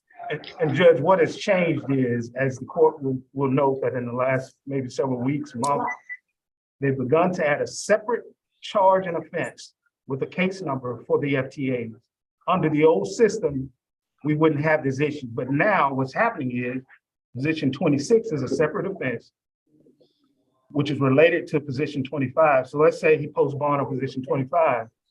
He is then now being held no bond or whatever the case may be, or held on a bond for the FTA, whose sole purpose is to get him to court. That's the purpose of the FTA.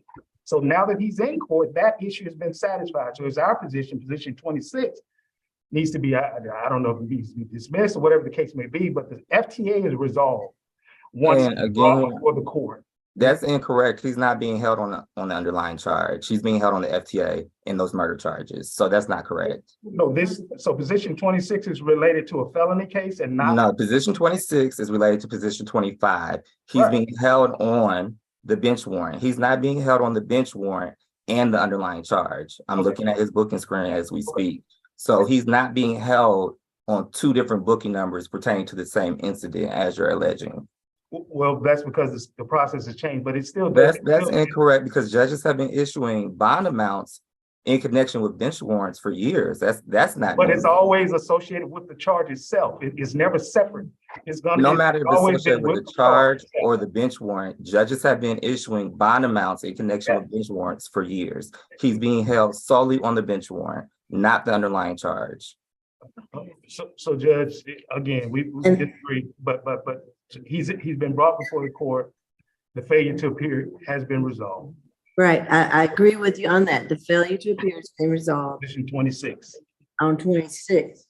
And Mr. Walker, what I understand is that again, the bond would remain the same at the $1,500 surety on the underlying charge. The $1,500 surety is on the bench warrant, not the underlying charge. And I have the warrant pulled up because he's being held. That's not what Mr. Jordan.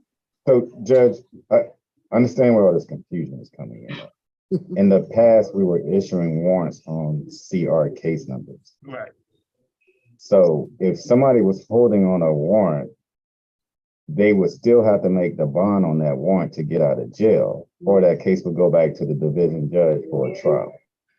The only difference is now, instead of issuing a warrant on the CR case number, we are creating an FTA case number for the warrant. So the defendant still has to make the bond to get out of jail.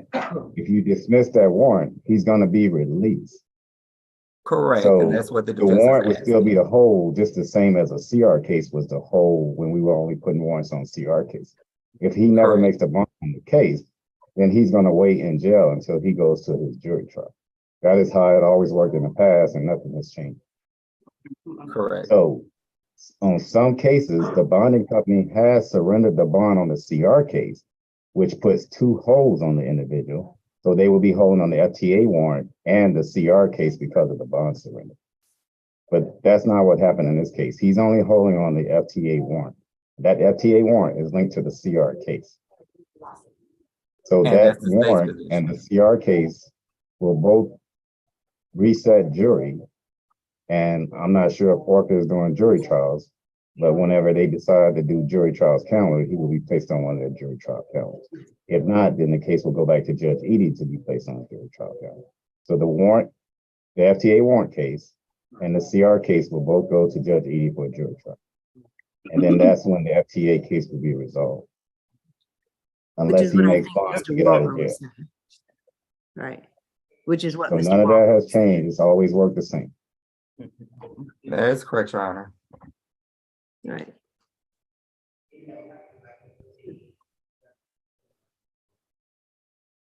So do you understand that, Mr. Howard? Then his bond will remain the same, and these cases will return back to Edie, to Judge Edie? I do, Judge, I understand the explanation.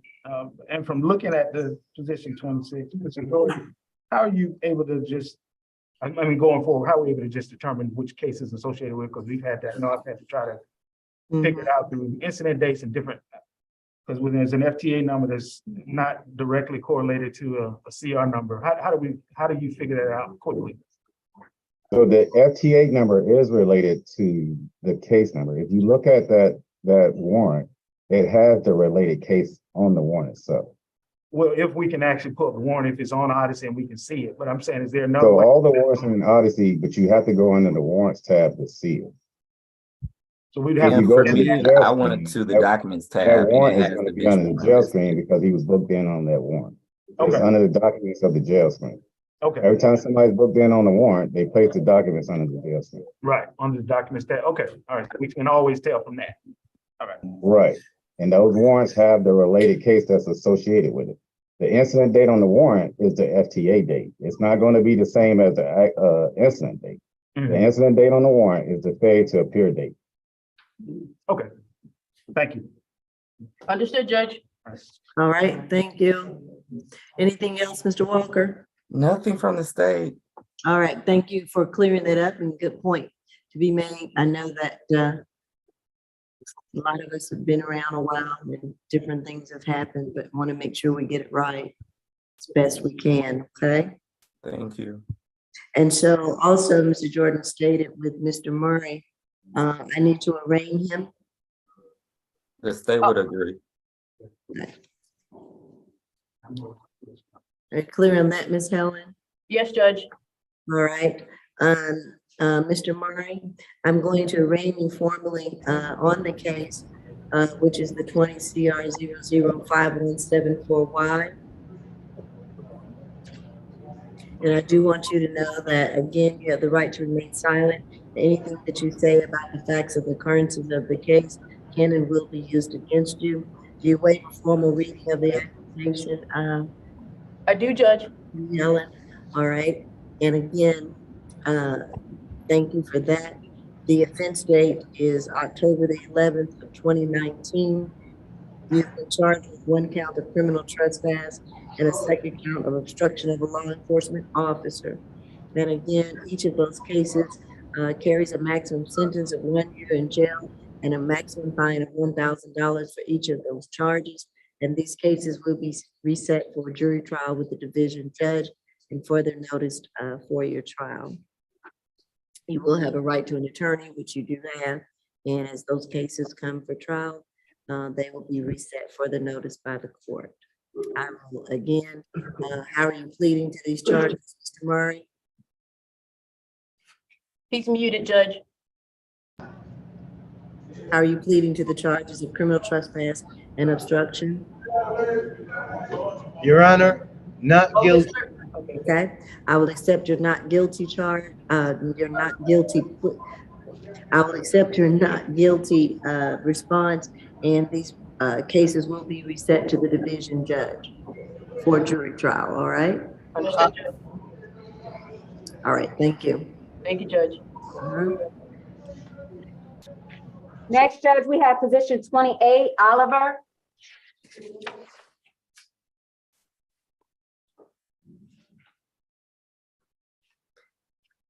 And Judge, that's a non-negotiated plea. All right. Eric Oliver, Correct, Judge. 22 CR 008190D. You're charged with 1 count of criminal damage to property in the 2nd degree. Offense date 12/12/2021. State. Yes, Your Honor. The offer in this case was 12 months to serve, 184 days. Credit for time served, 92 days, with the balance probated. No further contact with the victim in this case, a stay away, and 4 weeks of anger management. All right. Yes, Judge, this is a non-negotiated plea. I just want some clarification here on Odyssey. It is reflecting a felony hold for a criminal damage to property in the second degree with the same offense date. However, the accusation today that Mr. Oliver is here for, that's also reflecting on Odyssey, is a criminal trespass misdemeanor. So we just want the state's help to clarify that is the misdemeanor criminal trespass being heard today. It is, Your Honor. The felony charge was downgraded due to the amount of damage done. And yes, it was downgraded, but it's still holding. So my question is if we resolve this case today, will that felony hold be removed as well? Is that a Mr. Walker and a Mr. Jordan response? Yes. Hold on. Trying to get my camera turned on. Yes, Your Honor, that will remove the felony hold. So the judges hasn't updated the charge on their side, but once he takes a plea, it will resolve that hold. But Mr. Jordan can chime in if I'm incorrect. And he may be just checking on.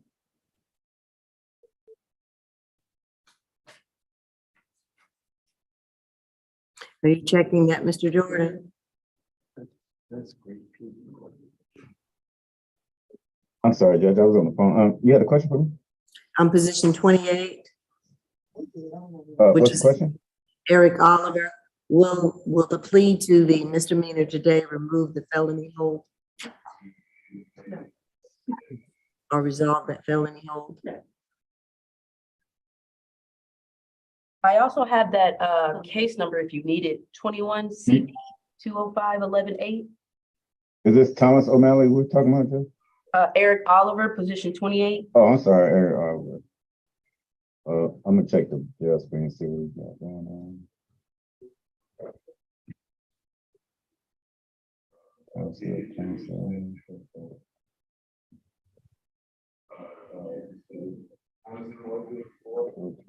on. So he is not holding on this case. He has a felony criminal damage to property hold.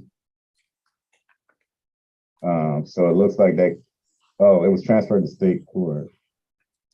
Hold on a second, let me look at that case up.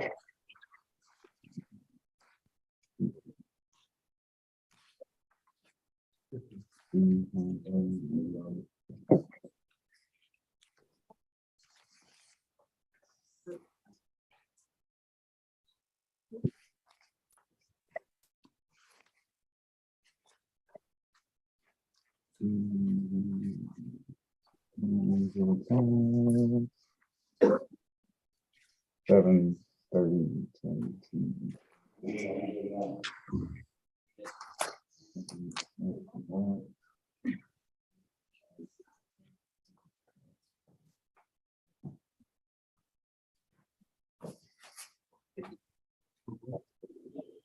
And again, I apologize for interrupting. While they're looking that up, I also want to confirm the days of confinement. I have 90 days originally on the underlining charge and a total at this point, I believe 138 days. He's been booked since July of 31st, 2022, Judge. So we're asking for the underlying charge as well as this hold, which is still holding him, be considered time served and days confinement, Judge.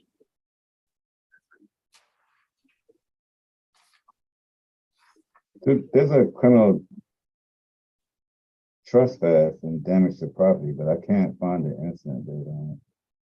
I do have That's that the- case number. Say again? I have that case number for that when it was originally charged as a felony, if you'd like that. Yeah, so I have the case I'm looking at. I'm just trying to find the incident date on the actual charge itself. 20418. I just want to make sure it's the same charge that we have on our CR thing.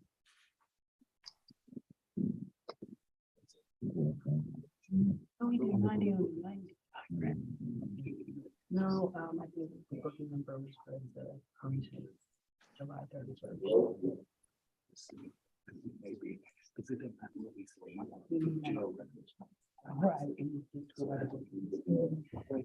And while Mr. Jordan is confirming that to Ms. Helen, there was no issue with additional jail time. He is getting credit, or is the state's position that he should be getting credit for, is it 94 days or? Correct. Yeah, so there's no additional jail time.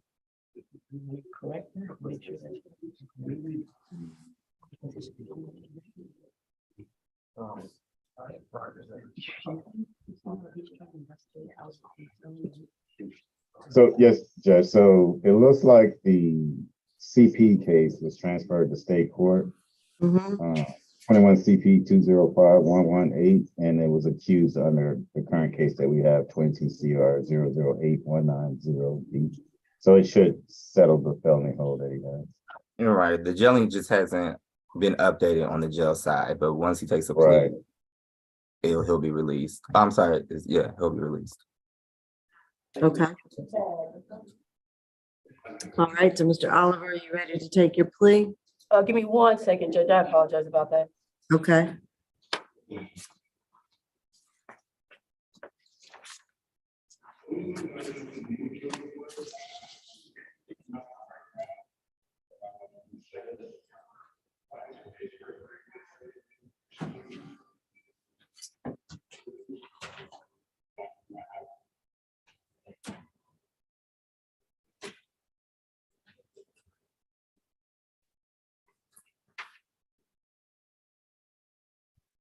Yes, Judge, we're able to move forward with that plea. All right, at 22 CR 008-190D, Eric Oliver, how do you plead to the charge of criminal damage to property in the second degree? Guilty. All right, raise your right hand for me. Do you affirm that the testimony you're about to give is the truth and nothing but the truth under the penalty of perjury? Yes, Your Honor. And Ms. Helen, do you stipulate to the venue identity and factual basis? We do, Judge, and we ask the court to accept this plea as negotiated. All right. And again, I'll ask you a series of questions. Mr. Oliver, are you under the influence of any medication, drugs, or alcohol at this time? No, Your Honor. Are you satisfied with the services and representation of your attorney? Yes, Your Honor. Do you understand that by pleading guilty, you're giving up or waiving the right to the presumption of innocence? Yes, Your Honor. That you're giving up and waiving the right to remain silent and not testify against yourself? Yes, Your Honor. That you're giving up and waiving the right to trial by judge or jury, whichever you prefer? Yes, Your Honor. And you're prepared and agree to waive these rights today, is that correct? Yes. You're agreeing to waive these rights today, is that correct? Yes, Your Honor. Okay, and has anyone told you that you receive a lesser sentence for pleading guilty? No. Has anyone promised you anything to plead guilty? No. Do you understand that if you're currently on probation, your probation may be revoked because of your guilty plea today? Yes, Your Honor. And do you offer this guilty plea freely and voluntarily with the full understanding of the charge against you? Yes, Your Honor. The charge of criminal damage to property, the second degree, how do you plead? Sorry, Judge, don't want to interrupt you. It is a criminal trespass. I'm sorry, I did say criminal damage to property. Is criminal trespass? That is correct. That's the accusation for this misdemeanor case. And before he agrees to it, I want to make sure that we've agreed to the conditions Certainly, yes. I'm looking at my calendar, but my calendar could be incorrect. It says criminal damage on the calendar. It is incorrect. Mr. Jordan just found out that the accusation is for criminal trespass. I'm not sure why that's not reflecting here on this calendar. It was transferred from Superior Court. And I just want to reiterate, our ask is for time served, balance suspended for this criminal trespass. He served 94 days for a criminal trespass. So we are asking for time served, balance suspended. Just want to make sure we made that clarification. Right.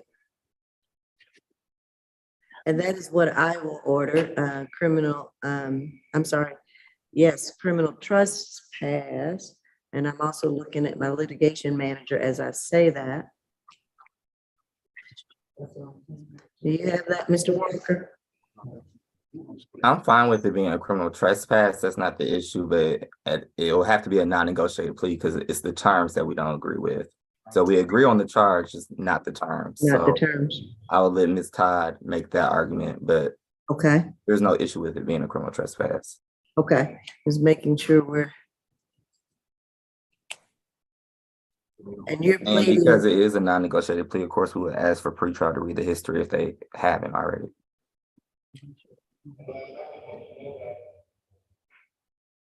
so let us correct, Mr. Eric Oliver, you have agreed to plead guilty to criminal trespass. Is that correct? Yes, Your Honor. All right. Pretrial? Go ahead. I'm sorry, 17 cycles, Your Honor. One moment. Okay. Aggravated assault conviction out of Fulton County from 2016. That's aggravated assault, 2 counts, along with a simple battery. There's also a simple battery conviction from 2018, simple battery family violence out of DeKalb County. Probation violation from 2018. Failure to appear from 2015, I'm sorry. Violating a family violence order from 2018 out of DeKalb County. Battery family violence out of DeKalb County from 2018. In addition, Your Honor, there are several open active, what appears to be active probation cases. There's an aggravated stalking out of DeKalb County. Defendant was sentenced August 23rd, 2019 to 4 years probation. On their aggravated assault, 2 counts, Your Honor, that appears to be active probation with a disposition date of March 21st, 2016 to 10 years probation. There's a Forsyth County case for theft by receiving stolen property with a sentence date of February 18th, 2021 to 18 months confinement and 3 years, 6 months probation. There also appears to be probation out of Gwinnett County for theft by receiving stolen property, 2 counts. Disposition date March 8th, 2021, 1 year confinement and 5 years probation. Nothing further to add, Your Honor. All right.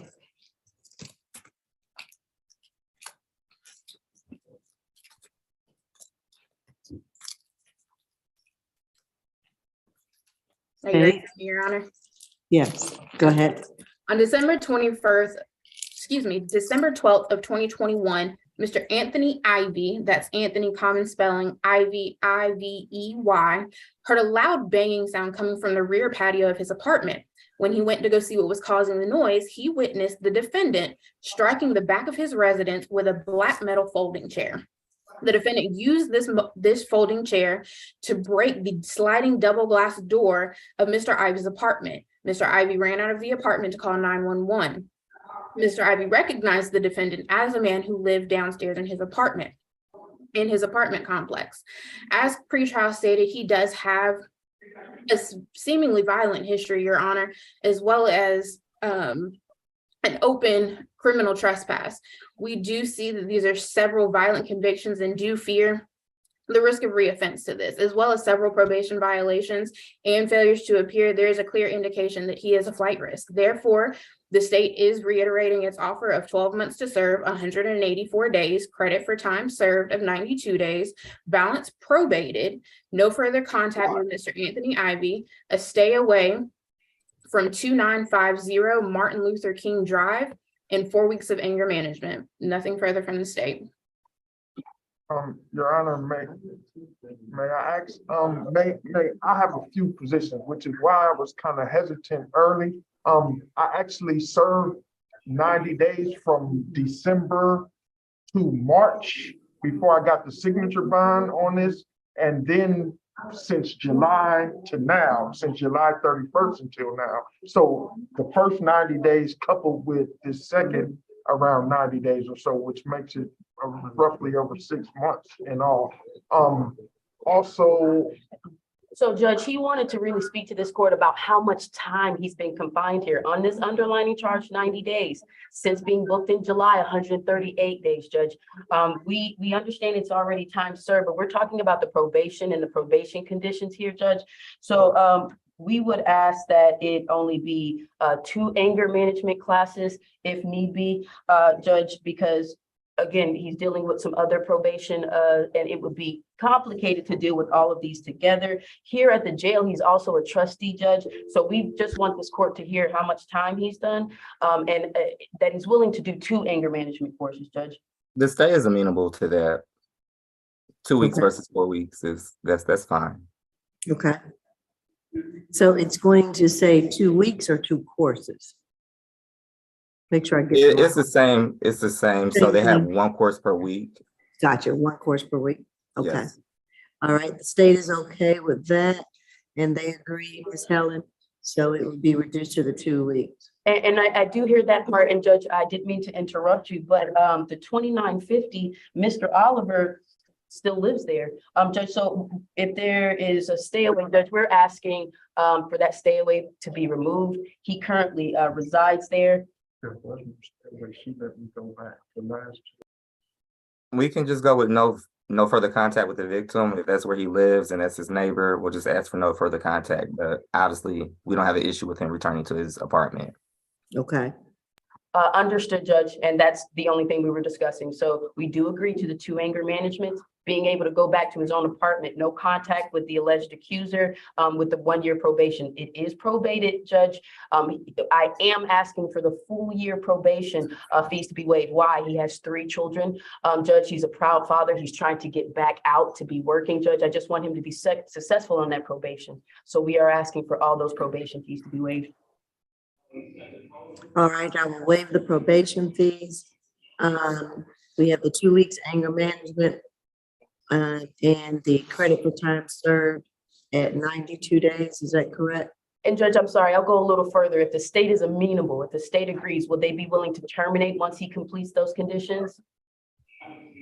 Sure, Ms. Helen, that's fine as well. All right. And thank you, Judge. I apologize for interrupting, but yes, we do agree that once he completes those conditions, it'll be terminated. All right. All right, to make sure, Mr. Oliver, you understand that you're pleading to criminal trespass, pleading guilty, is that correct? Yes, Your Honor. And that the conditions are 12 months probation, to serve 184 days, but credit for time served at 92 days. Balance will be probated, no further contact with the victim in this case, 2-week anger management courses, and that your probation will terminate upon completion of the conditions. Have I left out anything, counsel? I don't believe so, Judge. Okay. All right, good luck to you, Mr. Oliver. Thank you very much, Your Honor. Thank you. All right, that will conclude this case. We have Demario Phillips on 6 South 506.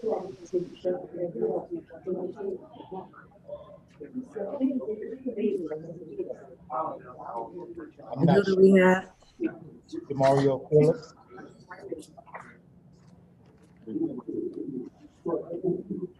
That's position 30. Okay.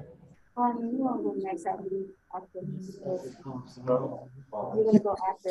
I know, right? Demario Phillips, is this going to still be an arraignment? That's correct, Judge. All right. You waive a formal reading of the accusation. I do, Judge. All right. This is case number 22 CR 008189E. Demario Phillips, charged with 1 count of willful obstruction of a law enforcement officer, disorderly conduct, and contributing to the delinquency or dependency of a minor, all with the offense date of 1/19/2021.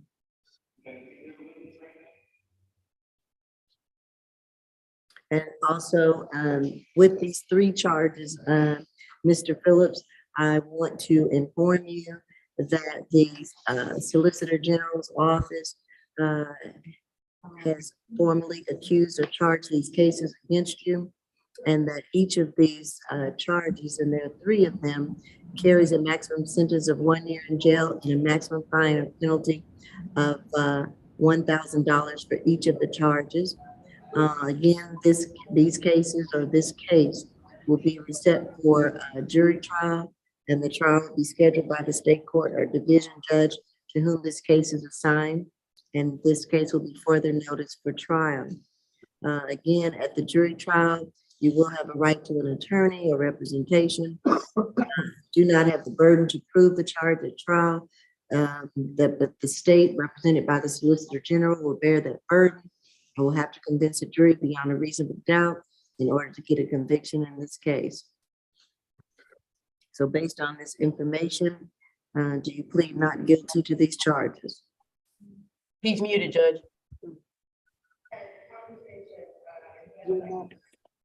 And again, to these charges, Mr. Phillips, how do you plead? Not guilty. All right, I accept your plea of not guilty, and this case will be further noticed for trial with the division judge, okay? All right, thank you.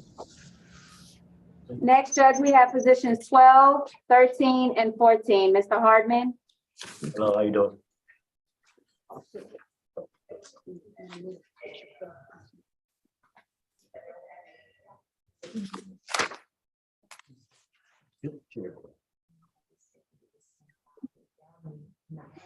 I have position 12 is no cross. Is that still correct? It's no price contingent on him accepting the plea for 13 and 14. All right, thank you, Ms. Sorry. And again, case number 22 FTA 000061, and that is for failure to appear. Position 13 22 CR 002203J. The charge is certain acts on bus or rail station prohibited and criminal trespass. And position 14 is 22 CR 004454J, fare evasion is that charge with the offense date of 10/16/2020.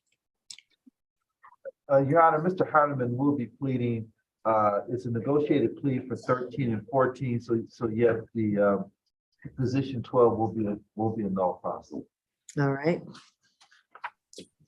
If accepted by the judge. All right, go ahead, Ms. Sorry. Yes, Your Honor. The offer for position 13 is 12 months to serve 12 days, credit for time served 12 days, the balance suspended, and to comply with any MARTA suspensions. For position 14, it's 12 months to serve 1 day, credit for time, 12 months to serve 1 day. It does not appear that he's been booked on this charge, so he'll have to serve that day, the balance suspended, and also comply with MARTA suspensions. Is that your understanding, Mr. Ford? That is my understanding, Your Honor. I've gone over the plea agreement with with Mr. Hardeman, and we are ready to proceed with the plea. Okay. All right, Mr. Hardeman, can you raise your right hand for me? Yes. You affirm that the testimony that you're about to give is the truth and nothing but the truth under the penalty of perjury? Yes. All right, and I understand, again, Mr. Ford, can you stipulate to any identity and factual basis? Yes, we do, Your Honor. All right, Mr. Ford, raise your right hand. I'm sorry, Mr. Hardeman, raise your right hand. I need to scare you, Mr. Ford. Now. I was already here long enough last night, Your Honor. I hear you, Mr. Ford. I'm sorry, Mr. Hardeman. Do you affirm that the testimony that you're about to give is the truth and nothing but the truth and the penalty of perjury? Yes. All right. I'm going to ask you a series of questions. The first being, are you presently under influence of any medication, drugs, or alcohol at this time? No. Are you satisfied with the services and representation of your attorney? Yes. And do you understand that by pleading guilty today, you're giving up and waiving the right to the presumption of innocence? Yes. Do you understand that by pleading guilty today, you're giving up and waiving the right to remain silent and not testify against yourself? Yes. That you are waiving and giving up the right to trial by judge or jury, whichever you prefer? Yes. And are you prepared to agree to waive these rights today? Yes. Has anyone told you that you'll receive a lesser sentence for pleading guilty today? No. Has anyone promised you anything to plead guilty? No.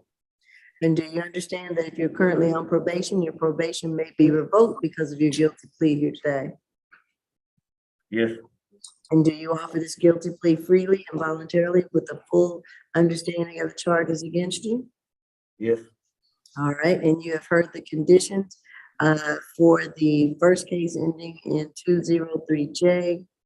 Certain acts, bus, rail, or station prohibited in criminal trespass. There's 12 months to serve 12 days. Credit for time served at 12 days. Ballot suspended and comply with MARTA suspension. Is that correct? Yes. And then on the second case for fare evasion, those conditions are 12 months to serve 1 day. Credit for time served of 1 day, or credit for the service of 1 day. Ballot suspended and comply with MARTA suspension.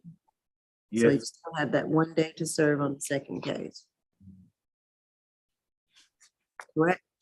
Yes. Okay, making sure you understand that. And as long as you comply with the MARTA suspensions, we hopefully will not see you again, okay? Yes, ma'am. All right, anything else, council? Yeah, was that was suspended on both cases? That's correct, Your Honor. Yes, I'm sorry. Balance suspended on both, yes. All right, thank you, Your Honor. Nothing further from the state. All right. No, no more days. All right, thank you, Your Honor. Thank you. Position 5, Baker. Can we call it? Maybe call that baby calendar. It's this one guy. The baby calendar. What is that? It's like the benchmark calendar. I got one guy here who's supposed to get it. What's the name? David Brad. I may not have that calendar. He's on the line, Miss Helen. Okay, okay, It says David's iPhone. okay. I didn't know if the jail wanted to take him. Oh, that's David's iPhone, okay. And that is whom again? This is gonna be position number 5, Baker. Okay. Willie, is it Willie Bethea or Betha? Bethea. Bethea, Judge. All right, Bethea. All right, and that's Willie Bethea Jr., correct? Yes, Judge. 22 CR 008107G. You're charged with 1 count of criminal trespass. The offense date is December the 2nd, 2022. State?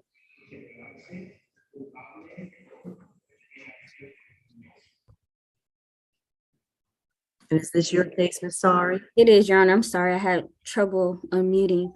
Okay. The offer in this case is 12 months to serve 14 days, credit for time served 14 days, the balance suspended, and to stay away from the incident location, which is 2100 Fairhaven Circle, Northeast in Atlanta. All right, I understand, Ms. Sorry. Again, where are we? Oh, there we go. I see courtroom 2.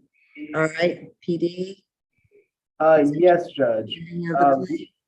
Yes, we will be accepting the plea as discussed with the state and stipulate to the factual basis, venue, and ID. All right, that is good.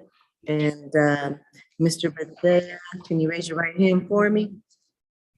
Do you affirm that the testimony you're about to give is the truth and nothing but the truth under the penalty of perjury? Yes.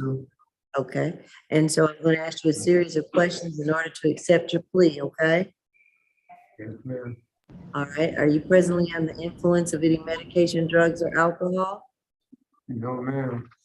All right, are you satisfied with the services and representation of your attorney? Yes, ma'am. Do you understand that by pleading guilty, you're giving up and waiving the right to the presumption of innocence?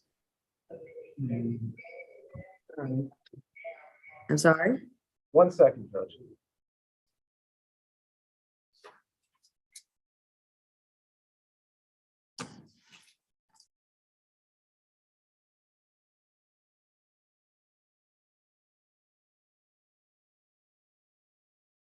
Yeah.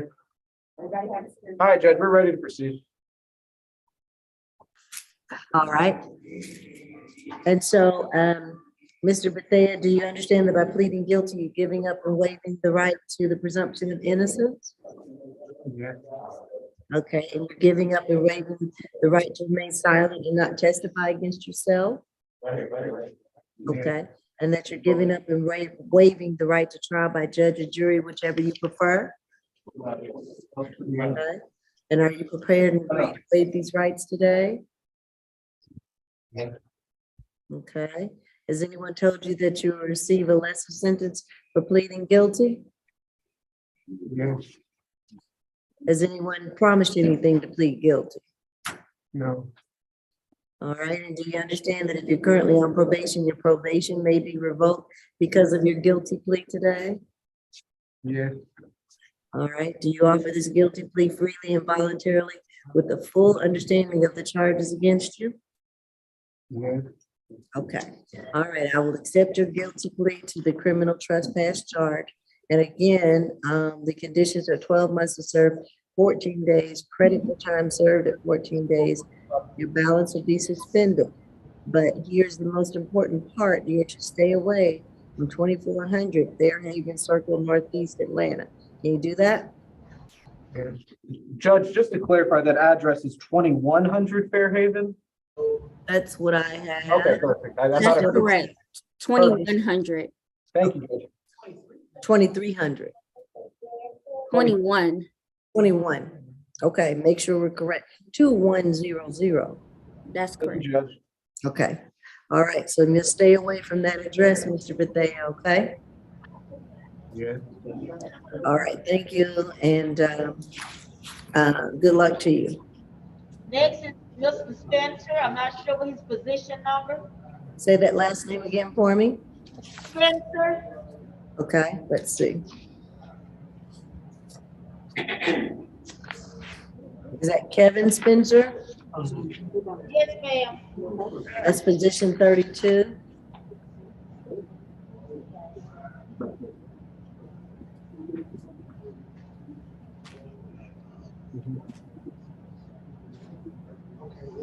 This is case number 22 CR 008164Y. Kevin Spencer, you're charged with one count of possession of dangerous drugs, offense date February 13, 2021. I understand this is an arraignment. That is correct, Judge. All right, do you waive a formal reading of the accusation? I do, Your Honor. Thank you. And I do need to inform you, Mr. Spencer, that you do have a right to remain silent. Anything that you state about the facts, circumstances, or occurrence of your case can and will be used against you. And you do have representation at this point, so I need to just let you know again that you have been charged with one count of possession of dangerous drugs, which has been formally accused by the Solicitor General's office in Fulton County. And this charge carries a maximum sentence of 1 year in jail or a maximum fine of $1,000. This case will be reset for a jury trial, and the trial will be scheduled by the state court judge, division judge to whom this case is assigned, and further notice for trial. Make sure that you keep your address and phone numbers updated with your attorney as well as with the court. At the jury trial, you have a right to an attorney. You do not have the burden to prove the charge at trial. The state, represented by the Solicitor General, will bear that burden and will have to convince the jury beyond a reasonable doubt in order to get a conviction in this case. If they do get a conviction, you could face again a sentence of up to 1 year in prison or a fine of $1,000 for this charge. And based upon this information, how do you plead to the charge of possession of dangerous drugs? Not guilty. All right, I will accept your plea of not guilty, and this case will be reset for trial. Thank you. Thank you, Judge.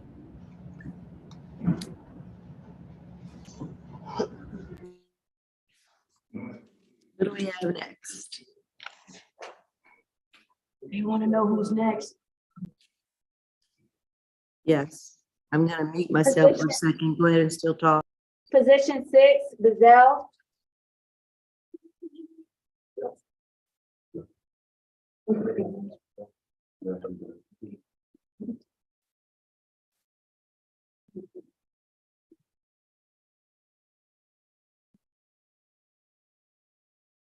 Oh,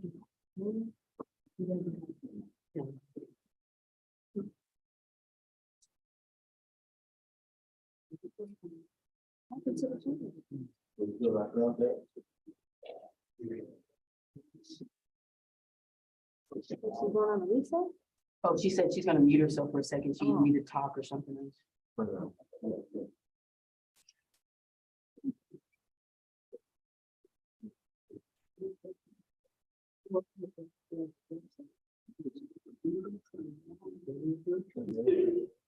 All right, we are on position 6. And I understand that that is a negotiated plea with Mr. John Bazell, Yes, Judge.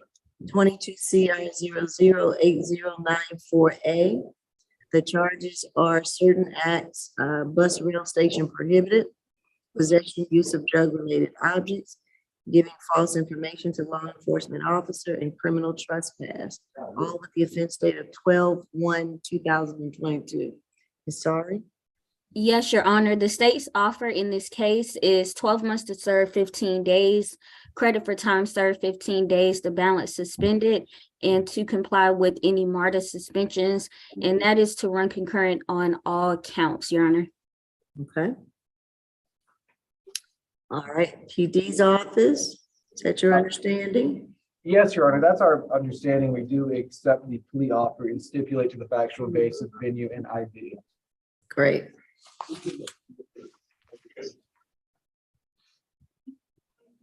All right, Mr. Bazell, Yes, ma'am. How you doing, Your Honor? good morning, good afternoon, possibly. Raise your right hand for me. Do you affirm that the testimony that you're about to give is the truth and nothing but the truth under the penalty of perjury? I do. All right, I'm going to ask you a series of questions in order to accept your guilty plea to these 4 charges. And the first one being, are you presently under the influence of any medication, drugs, or alcohol at this time? No, ma'am. Are you satisfied with the services and representation of your attorney? Yes, ma'am.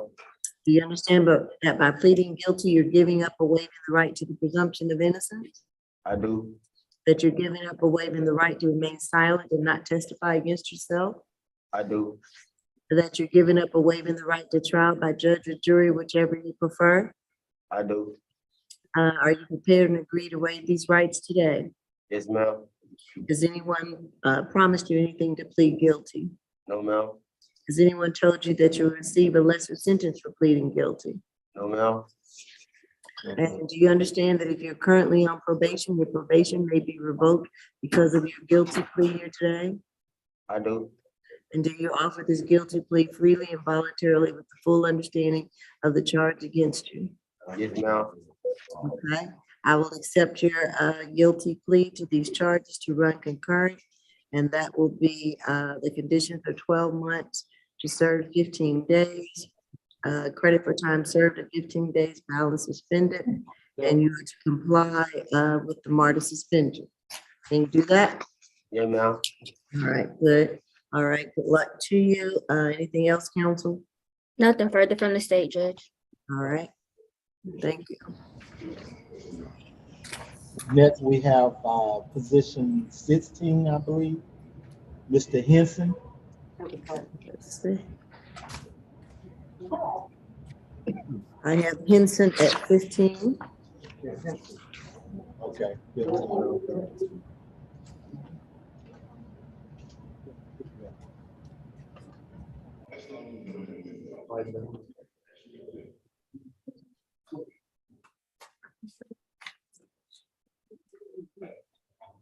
This is case number 22 CR 008075Y. Emmanuel Henson. And you are going to be representing yourself, is that correct? Is this a pro se? Yes, ma'am. Okay. And so again, you're charged with 1 count of willful obstruction of a law enforcement officer, 3 counts of willful obstruction. Is that correct, Mr. Henson? Yes, ma'am. And you understand the risk and the issues regarding representing yourself? Yes, ma'am. and you choose to do that at your own risk? I didn't, but the attorney, he was he was going back and forth with me, and I just told him I ain't gonna talk no more until I see a judge. That's correct, Your Honor. I did go visit with Mr. Henson. He said he wanted to talk to the judge before he talked to me. I told him that's not how the process worked. I tried to interview Mr. Henson in preparation for today. Paperwork would be properly processed, but he broke off the session and said he wanted to represent himself. So that's why it's posted today. Okay. And so I'm not for sure, Mr. Henson, again, I agree with PD4, that is not how the process goes. You know, you're entitled to representation, and the representation has been provided to you with a very competent PD, Mr. Ford. And so if you represent yourself, you're to know the rules and evidence and how to conduct yourself in court. Obviously, I don't recommend that you represent yourself. So I'm not for sure how I can help you. I cannot give you legal advice. But if you want to enter the plea as pro se, you can do that. If you don't, then Mr. Ford is there to assist you and represent you. He can represent me, but that's it. He can represent you, but what now? I didn't hear you. I wasn't finna say too much. I was finna just say he can represent me. You wanted to just say? He can represent me. Okay. All right. Mr. Ford, we have an offer from the state. Yes, you do, Your Honor. ASG Todd, would you read that offer? Yes, Your Honor. Our offer is 12 months to serve 30 days, credit for time served 16 days with the balance suspended, and a stay away from the action staffing at 880 Holcomb Bridge Road. That's correct, Your Honor. I did talk to Mr. Henson, but he would have to say if he accepts that plea at this time, because he did not tell me if he was going to accept or not. All right. Mr. Henson, you've heard the state's offer. Do you want to accept that? Yes, ma'am. Are you sure? I would just tell Mr. Henson, that's the time served, no jail, no further jail time, and you have to, no probation, and you would have to stay away from that Holcomb Bridge address. So no more jail, no probation. You understand, Mr. Henson? I got a question. What's that? Hopefully a general question, because some of these questions should not be. Is 3 counts of felony? Yes, 3 counts of willful obstruction of a law enforcement officer. They're going to obviously run concurrent or together. Or a felony? You said that's a felony? I'm sorry? You said that's a felony? No, I did not. I said they will run concurrently together. Okay, so that'd be all in one. No, these are misdemeanors. I accept that plea there. Okay. All right. Ms. Todd, anything else to add? There's nothing further from the state, Your Honor. All right, Mr. Henson. Can you raise your right hand for me? Do you affirm that the testimony that you're about to give is the truth and nothing but the truth under the penalty of perjury? Yes, ma'am. I'm going to ask you a series of questions in order to accept your guilty plea. And PD4, do you stipulate to the venue, identity, and factual basis? Yes, we do, Your Honor. All right. Mr. Henson, are you currently under the influence of any medication, drugs, or alcohol? No, ma'am. You can put your hand down for me. Are you satisfied with the services and representation of your attorney? Yes, ma'am. All right. Do you understand that by pleading guilty, you're giving up and waiving the right to the presumption of innocence? Yes, ma'am. And that you're giving up and waiving the right to remain silent and not testify against yourself? Yes, ma'am. that you're giving up and waiving the right to trial by judge or jury, whichever you prefer, Yes, ma'am. and you are prepared and agree to waive these rights today. Yes, ma'am. Has anyone told you that you'll receive a lesser sentence for pleading guilty? No, ma'am. Has anyone told you that, has anyone promised you anything to plead guilty? No, ma'am. And do you understand that if you are currently on probation, your probation may be revoked because of your guilty plea here today? Yes, ma'am. And do you offer your guilty plea freely and voluntarily with the full understanding of the charges against you? Yes, ma'am. Okay, I will accept your guilty plea today as to the 3 counts of willful obstruction of a law enforcement officer, okay? Your Honor, can I ask one question of Mr. Henson? Yes. Mr. Henson, you have a plea form. Do you give me permission to initial the fact that you've given up your rights and also sign the form for you? Do you give me permission?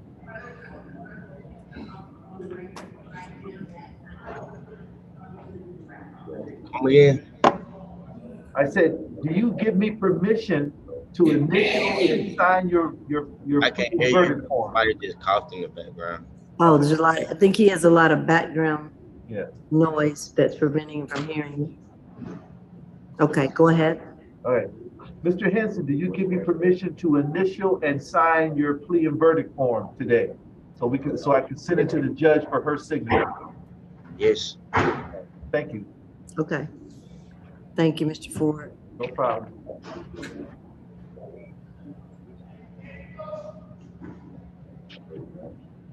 All right, that will conclude this case with Mr. Henson.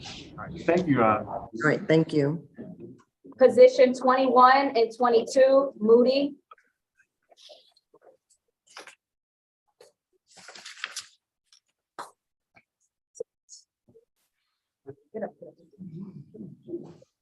Judge Massey?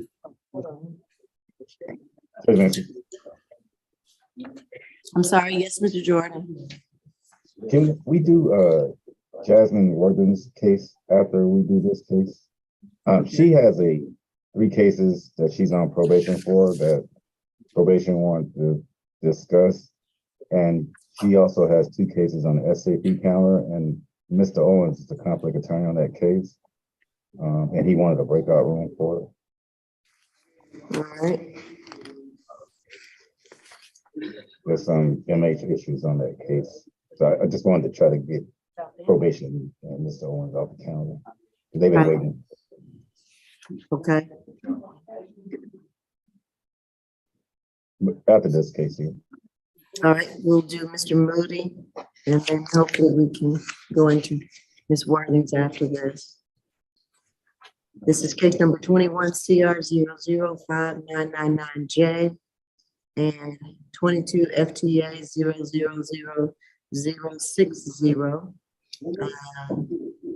The underlying charge in 21 is Lauder and Prowling. Offense date January 13, 2021, and the FTA is 10/10/2022. State. Yes, Your Honor. On the 21 CR 00599J, the state's offer is 12 months to serve 30 days, credit for time served 13 days, balance suspended, and a stay away from Butler Street Baptist Church. If the plea is entered into, Your Honor, the state is willing to null process the FTA. All right. And Judge, we essentially agreed to this just with the jail time. He did 2 days on the underlining charge last year, November 2nd, 2021 to November 3rd. And for the FTA, he's done 11 days. We're asking for time served, balance suspended, Judge. Again, it'll be 2 additional days, but we're just asking for this court to allow him to have time served for this. And that credit for time served of how many days? I have 13. I have 13, Judge. Okay. All right. So it is 12 months to serve 30 days or 12 months to serve 26 days. Well, Judge, if you're giving him time to serve, it'll be the 26th, Judge. All right. Thank you. Thanks, Judge. All right, anything else from the state? Nothing from the state, Your Honor. All right, Mr. Moody, I am going to prepare to get ready to accept your guilty plea. And I need to ask you a series of questions. Ms. Helen, do you stipulate the venue, identity, and factual basis? Yes, Judge, we do so stipulate. All right, Mr. Moody, raise your right hand for me. Do you affirm that the testimony you're about to give is the truth and nothing but the truth under the penalty of perjury? Yes. All right, first question I have for you. I understand that you want to plead guilty to the loitering and prowling charge. Is that correct? Yes. Okay, you can put your hand down. Are you under the influence of any medication, drugs, or alcohol? No. Do you understand that by pleading guilty, you're giving up and waiving your right to the presumption of innocence? Yes. Are you satisfied with the services of representation of your attorney? Yes. And do you understand that by pleading guilty, you're giving up and waiving the right to remain silent and not testify against yourself? Yes. That you're giving up and waiving the right to trial by judge or jury, whichever you prefer? Yes. And you're prepared to freely waive these rights today, is that correct? Yes. And do you understand if you're currently on probation, your probation may be revoked because of a guilty plea today? Yes. And do you offer this guilty plea freely and voluntarily with the full understanding of the charge against you? Yes. All right, so as to the charge of loitering and prowling, how do you plead? Guilty. All right, thank you. And you've heard the conditions. 12 months to serve 26 days, credit for time served of 13 days, balance suspended, and you're to stay away from the Butler Street Baptist Church. I don't have the address before me, but can you stay away from the church, please? Yes. Okay. Yes. All right, thank you so much. Does that conclude this plea, everyone? It does, Judge. Nothing further from the state, Your Honor. All right. So, yes, we can do Ms. Worthing's, Jasmine Worthing's. Your Honor, may I request a breakout room with Your Honor in the state, Mr. Walker, I believe? Yeah, that's fine. And probation, are they on the line? Let's see. Just so they can, Or this just intake? Which one you need? Officer Harris. Okay, let me locate her. She's here, Okay, good. They were here. just so she can be caught up to speed as well. Okay.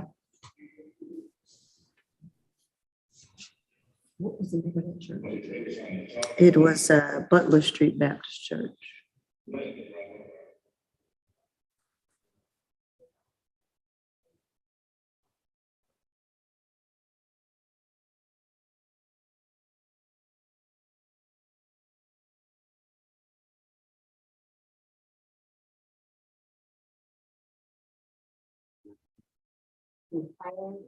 When she gets off the phone, you go back to that phone she's at.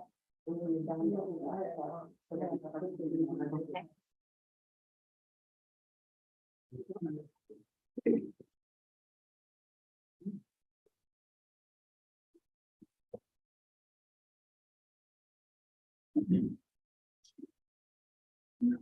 we have like 5 more cases left, Lauren.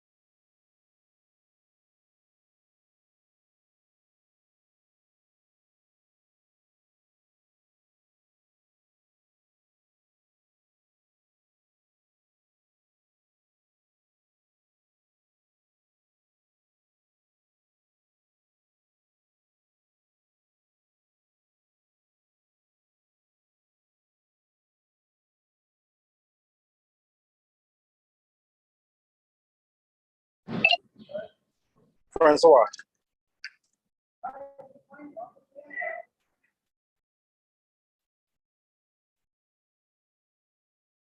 Can you hear me? Hey, Duffy, what's going on? You good, Duffy? Are we finished? No, we still got a whole lot. Okay. Yeah, right now they're in a breakout. What about Compassy? We still got to, yeah, we still got to. Oh, can you hear North? Say it What'd you again. say, Norris? Hey, Howard's about to log on. Okay, because I'm on 3 North with Green. No, don't even wait, just wait because we still got to finish SAP. We still got like 5 more cases left. Yeah. So you probably there too early because you know we're taking a long time for all these cases. So you might just want to leave and come back. Yeah, because it's gonna be a minute, Duffy, because right now they're in the breakout for a female in South Annex. Okay. You heard me, Duffy? Yes. Yeah, don't even bother. Just wait, just hold tight. Because this All right. is SAP. Thank you. All right, you're welcome. Yeah, don't hang up.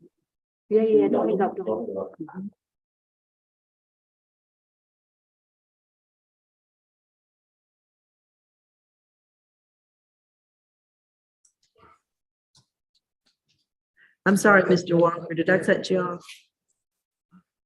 I think he was just saying I was going back to the main session. I think he was just saying we're going back to the main session. Was it Mr. Lynch? Did I cut you off, Mr. Walker? I didn't mean to. Okay. No, Your Honor, you're fine. I'm sorry. Okay, all right, that is good. We've got that. Let's see. Judge, this position right here, sitting in front of you, is position 27 and 29, O'Malley in courtroom 2. Okay. And that's a negotiated plea, Your Honor.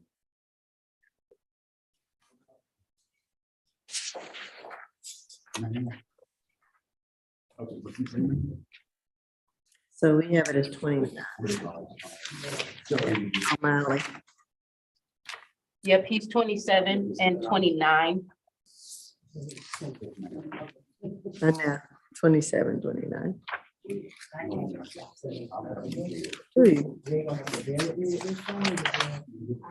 All right, we have Thomas O'Malley, 22 CR 005766, 2 counts of theft by shoplifting, offense date August 20th and August 24th. And then we have,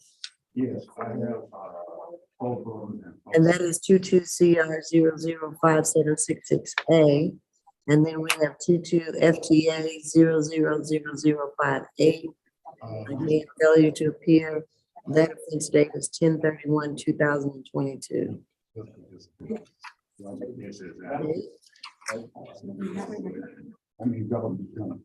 Good afternoon, Judge. Attorney Sandra Wolf for the state. Oh, good afternoon. How are you? Nice to meet you. I don't think I've had you yet, have I? No, Judge, I just got here. All right. Well, welcome aboard. They put you to work quickly. There you go. Thank you. Judge, the offer on this particular case for the 2 counts of the shoplifting is 12 months to serve, 15 days, credit for the 15 days, balance probated, a theft course, and for the defendant to stay away from the Family Dollar located at 1723 Lakewood Avenue Southeast.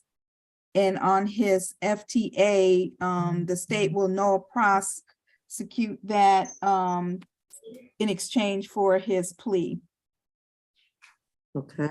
That is our understanding of the offer, Judge, and we have accepted it on behalf of Mr. O'Malley. We do stipulate to the factual basis, venue and ID. It is a probated sentence and he has lost all employment due to incarceration. We are asking for the full amount of probation fees to be waived. All right, I can't see you, Miss Helen. There you go. Okay. All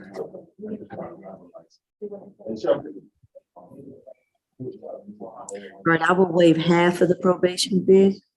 All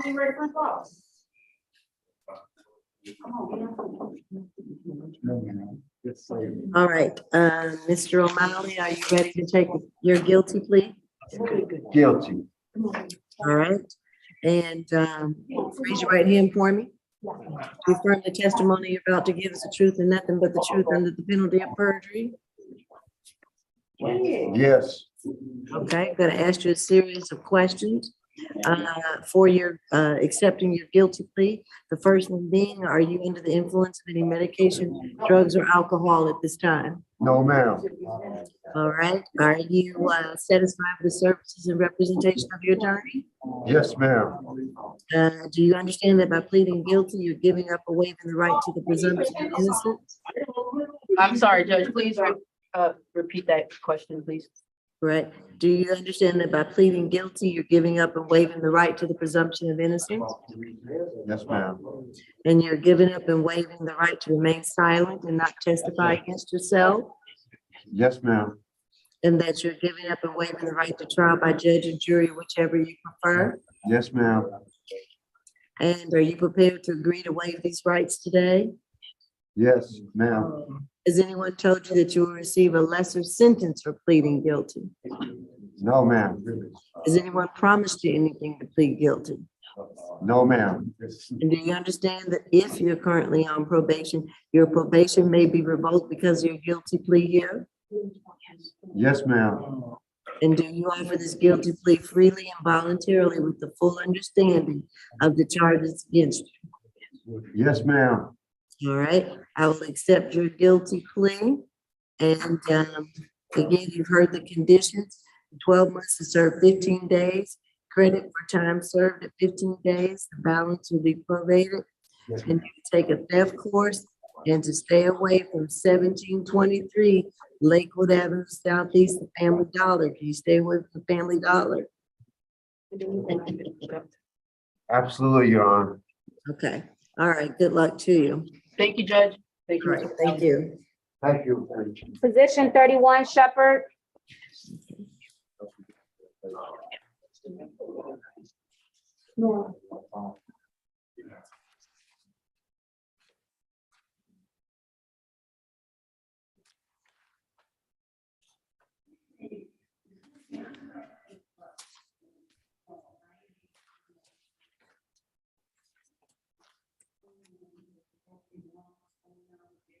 All right, this is a bond hearing.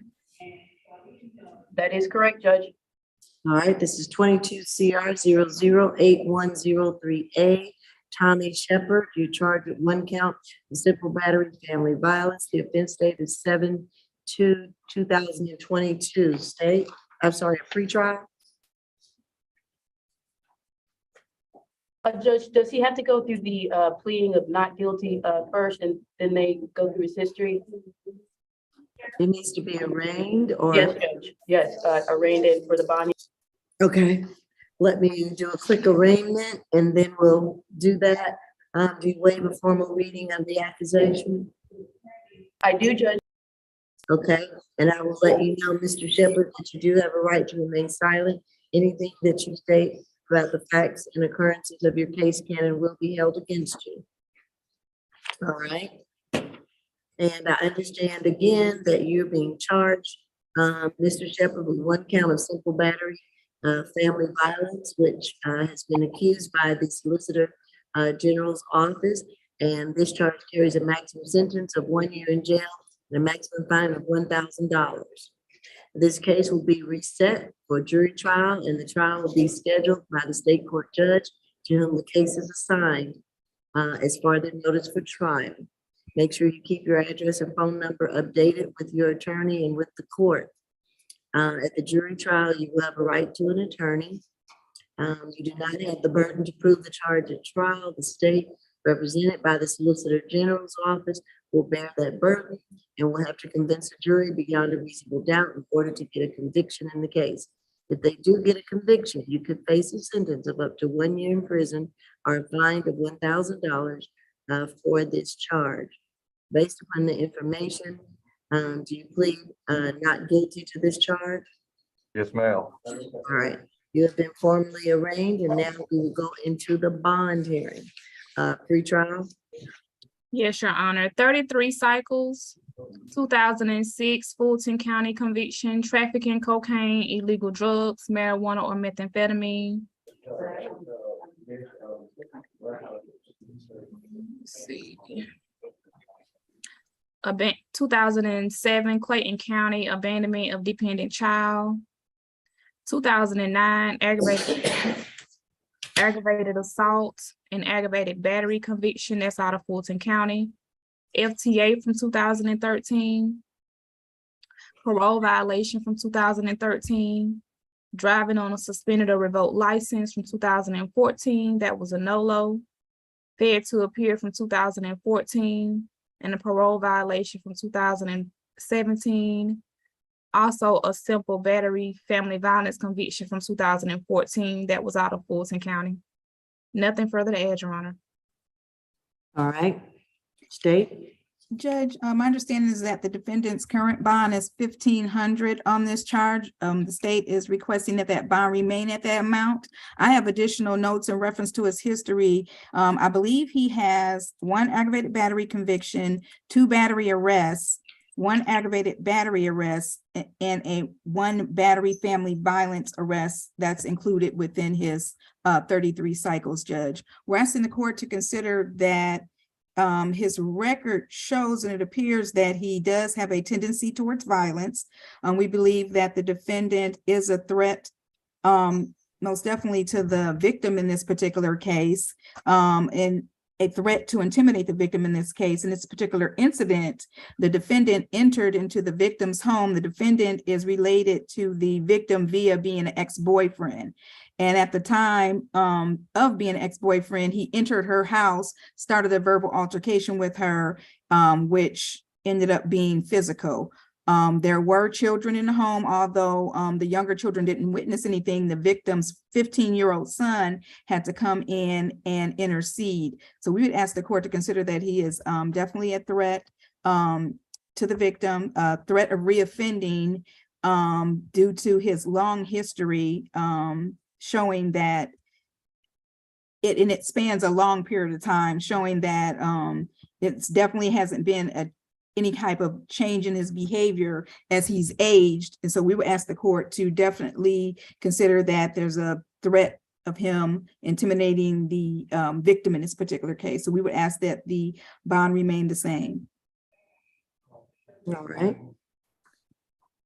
Yes, Judge, this is a bond hearing for Mr. Shepherd. He is 50 years old. He's going to turn 51 next month. So Judge, he's a proud father of 3 children. 1 son, 2 girls, 16-year-old, a 14-year-old, and a 13-year-old. He is currently working. Even though he's been incarcerated, he believes he'll be able to get his job back upon release, Judge. And that job, he was working as a forklift operator for the last several months, Judge. Also, I want to talk about just his history. I do hear the 2014, was that a conviction or just an arrest, Judge? Or if the state can. That was an arrest. Okay, and I just wanted to clarify that, Judge, because when I spoke to Mr. Shepherd, he hadn't been in trouble for the last 9 years. If that was an arrest, his last conviction was that 09, because he'd been on parole, Judge, and he took that parole service very serious, Judge. I do hear the violations. They were traffic offenses on that parole, Judge. Mr. Shepherd understands his history and was not trying to violate any type of parole, Judge. But I also have that he has strong family ties here in Fulton County. I do believe that there's a Miss Sims on the line. They currently reside together. That is his current partner. Judge, we want to state that this case is going to a jury trial specifically because Mr. Shepherd states he didn't make any contact, nor did he even enter that apartment, Judge, and that he hasn't been in contact with that individual, Judge.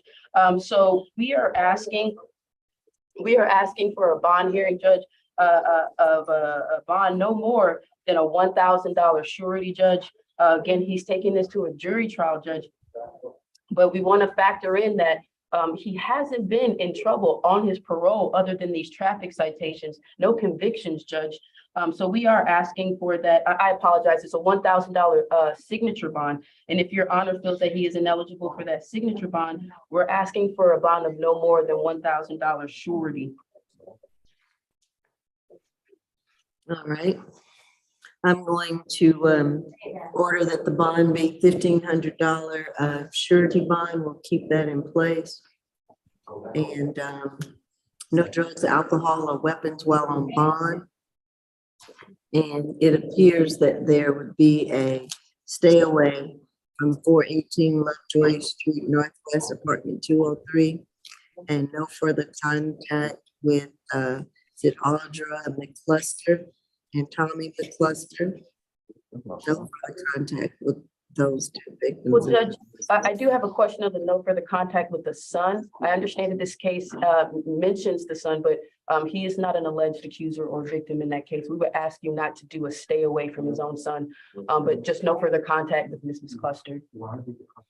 Well, usually what I do with the children is if there's any visitation that's allowed, it would be by a third party while on bond. Understood, Judge. And I will, again, order the, I guess I could change it to no further violent contact with the child, and no further contact with the mother. But if she's going to allow visitation, then it will be conducted by a third party. Understood, Judge. Thank you, Judge. And I do just want to make sure it's clear on the record that I believe the son she's speaking of and the person we're speaking of is the son that interceded and had to break up the defendant and the victim in this case. Oh, then I thought we were talking about a different son, not one of the sons who witnessed the alleged incident. Do we know the age? They said 15, I believe. 16, Judge. 16 is the oldest son, which I believe is the one allegedly mentioned in this case. And then the middle girl is 14-year-old and the younger girl is 13 years old. So there's 3 children in the home. The one had to intercede, and that's the one that he wants to have contact with. And no, thank you, Ms. Wolf, for bringing that to my attention. I will not allow him to have contact with that child right now while on bond. I really want to say to all 3 of them, because there's conflict there or potential for that with these children, to have seen, witnessed, or been a part of the alleged incident.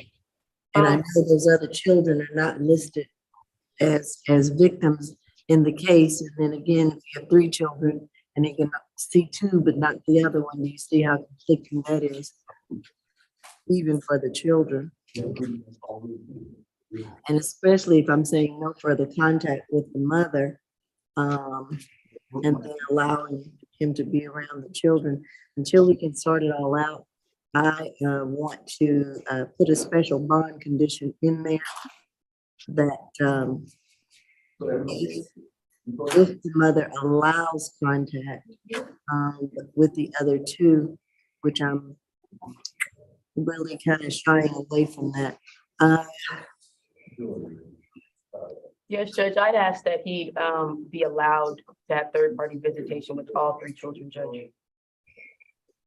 Well, I don't want that to be any intimidation of witnesses to this potential case, especially with the 15-year-old. And then the others are smaller. My general inclination is that if they were to visit, the older one, would go and the younger ones would kind of trail along. So right now, while on bond, I'm going to say no further contact with the mother and no further contact with all 3 children. Right now, and if you need to bring it back for a bond modification, then you can, but I'm going to say that there will be no further contact with Audra McCluster, Tommy McCluster, or the 2 other minor children in the home until this case is resolved or till the bond condition is lifted. I feel better with that. Okay, so let's just wait and see how things pan out, Mr. Shepherd. But right now, there'll be no further contact with the mother and the children as well until we can sort things out. All right. Understood, Judge. Thank you.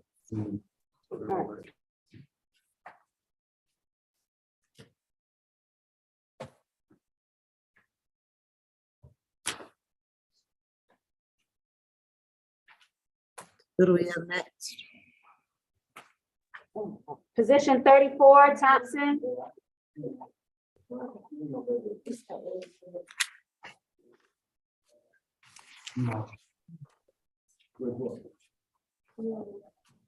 Have a seat.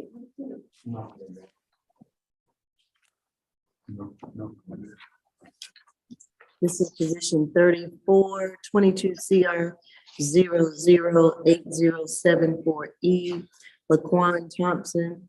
The charge is forgery in the 4th degree. The offense date is November the 30th, 2022.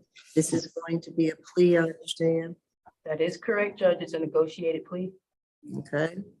Yes, Judge, the offer is 12 months to serve 32 days, credit for time served of 16 days in the balance probated, a theft course, and stay away from Sadie Mae's Rehab and Citizens Trust Bank. The location of the bank is 3705 Cascade Road, Southwest, South Fulton.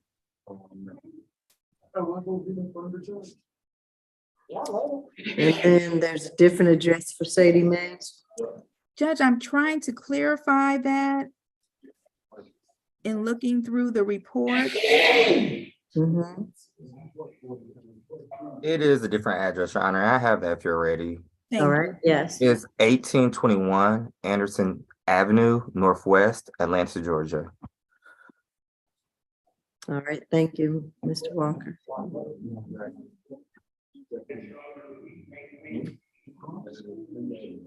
All right, is that your understanding, Ms. Helen, of the plea? Yes, Judge, it is. All right.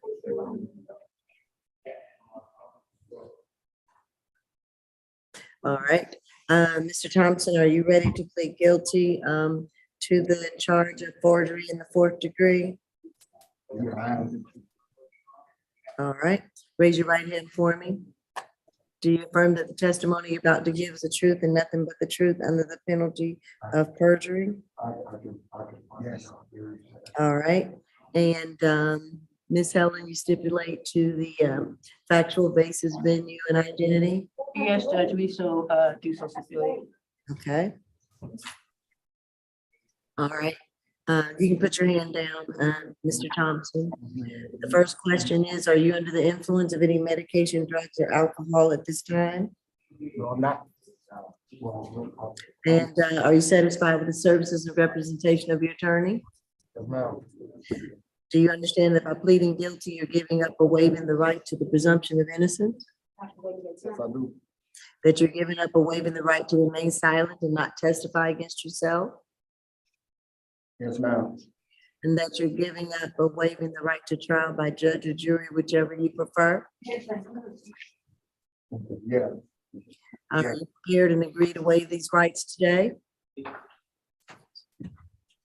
Yes. Has anyone told you that you will receive a lesser sentence for pleading guilty? No.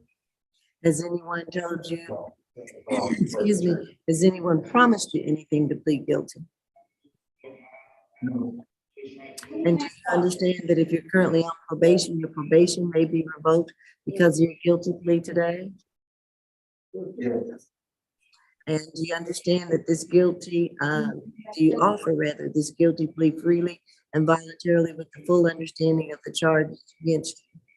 Yes. Okay, I will accept your plea of guilty to forgery in the 4th degree.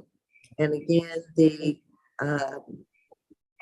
plea and conditions are 12 months to serve 32 days, credit and time served 16 days, balance probated.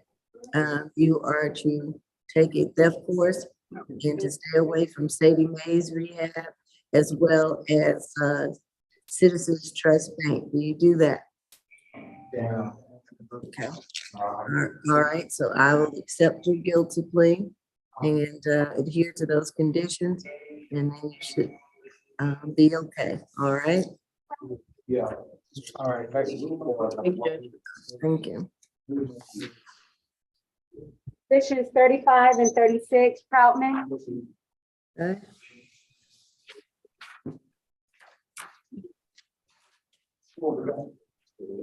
You have a speak on this?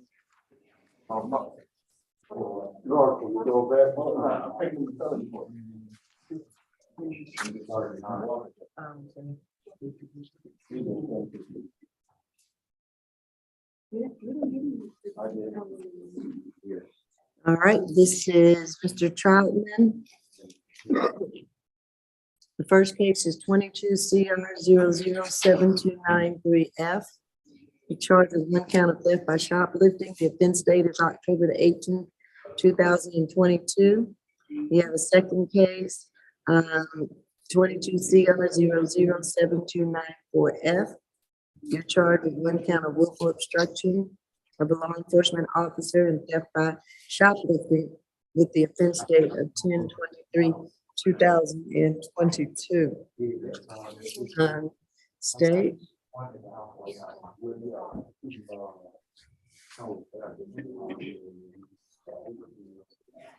Judge, the offer on position 35 and 36 are the same and to run basically concurrent, be the same combined sentence, and that is 12 months to serve, 106 days, credit for time served, I'm sorry. Yes, credit for time served of 53 days, balance probated, and a theft course, and to stay away from the locations of the shoplifting. Can we have the addresses or at least the location? Yes. On. So on 35, it looks like it's the Home Depot. Let me find the address. 650 Ponce de Leon.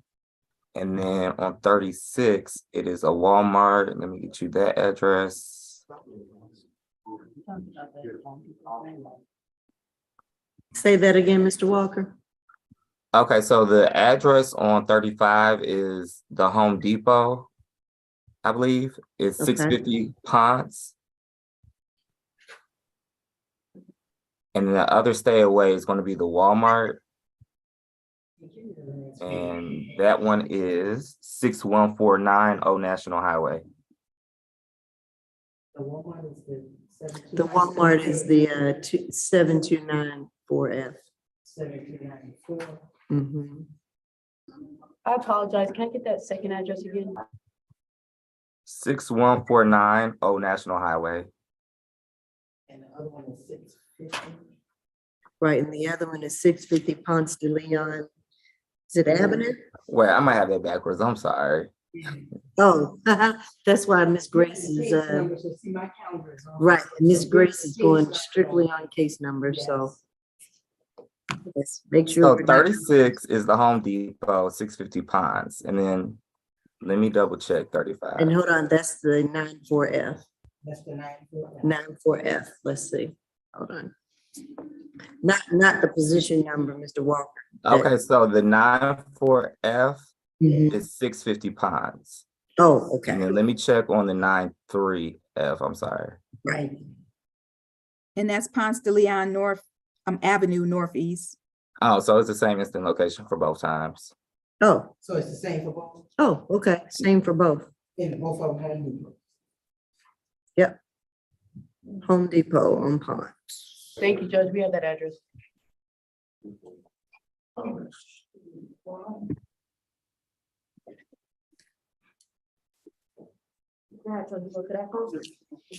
All right. Mr. Troutman, you're ready to take your plea now? I know, can you hear me? Yes, ma'am. All right, do you affirm that the testimony that you're about to give is the truth and nothing but the truth under the penalty of perjury? Yes, ma'am. All right, are you under the influence of any medication, drugs, or alcohol at this time? No, ma'am. Are you satisfied with the services and representation of your attorney? Very much. All right, and do you understand that by pleading guilty, you're giving up or waiving the right to the presumption of innocence? I do. That you're giving up and waiving the right to remain silent and not testify against yourself? Yes. That you're giving up and waiving the right to trial by judge or jury, whichever you prefer? Yes. Are you prepared and agree to waive these rights today? Yes, I am. Has anyone told you that you'll receive a lesser sentence for pleading guilty? No, ma'am. Has anyone promised you anything to plead guilty? No, ma'am. And do you understand that if you're currently on probation, your probation may be revoked because of your guilty plea today? Yes. And do you offer this guilty plea freely, voluntarily, with the full understanding of the charge against you? Yes. All right, and so again, I'll accept your guilty plea to the theft by shoplifting, the willful obstruction of a law enforcement officer, and the second count of theft by shoplifting, all at the Home Depot on 650 Ponce de Leon Avenue. So remember, you are not to go back there, else you will be rearrested immediately. Yes, ma'am. All right. These are probated sentences, not to cut you off, Judge, I apologize. These are And I probated. was getting ready to say 12 months to serve, 106 days, credit for time served at 53 days, balance probated, and you have to take a theft course and also stay away from the Home Depot. And Judge, we'd ask for those probation fees to be waived. Okay, I'll waive 6 months of the probation fees. Thank you, Judge. All right, thank you. All right, that concludes the matter. Good luck to you, Mr. Troutman. Thank you. You're welcome. Position 37, White. Okay.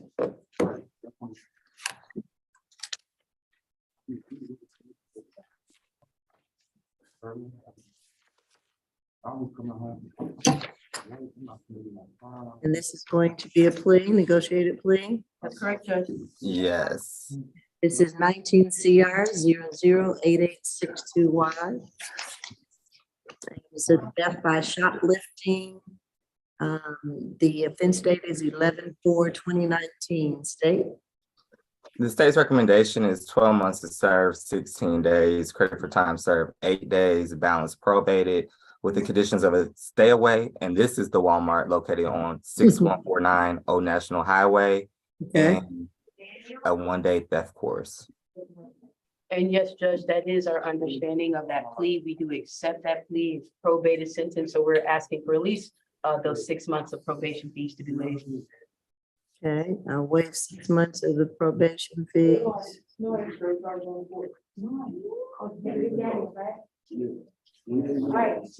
All right, Mr. White, are you prepared to plead guilty to the theft and shoplifting charge with the conditions that you just heard? Yes, Your Honor. Raise your right hand for me. Do you affirm that the testimony that you're about to give is the truth and nothing but the truth under the penalty of perjury? Yes, Your Honor. All right, and again, you're being charged with 1 count of theft by shoplifting. And I need to ask you these questions. Are you under the influence of any medication, drugs, or alcohol at this time? No, Your Honor. Are you satisfied with the services and representation of your attorney? Yes, Your Honor. Can you put your hand down for me? And do you understand that by pleading guilty, you're giving up and waiving the right to the presumption of innocence? Yes, Your Honor. And do you understand that you are giving up and waiving the right to remain silent and not testify against yourself? Yes, Your Honor. Do you understand that you're giving up and waiving the right to trial by judge or jury, whichever you would prefer? Yes, Your Honor. And are you prepared and agree to waive these rights today? Yes, Your Honor. Has anyone told you that you receive a lesser sentence for pleading guilty? No, Your Honor. Has anyone promised you anything to plead guilty? No, Your Honor. Do you understand that if you're currently on probation, your probation may be revoked because of your guilty plea here today? Yes, Your Honor. And do you offer this guilty plea freely and voluntarily with the full understanding of the charges against you? As I have read today, the 1 count of theft by shoplifting. Yes, Your Honor. Okay, all right, I will accept your guilty plea, and you have heard the conditions. 12 months to serve, 16 days, credit for time served of 8 days, balance probated, theft course, and to stay away from the Walmart at 6149 Old National Highway. Can you do that? Yes, Your Honor. All right, good luck to you. Sorry. We're completed here in courtroom 2, Judge. All right, thank you. All right, thank you. Got one more in the south end.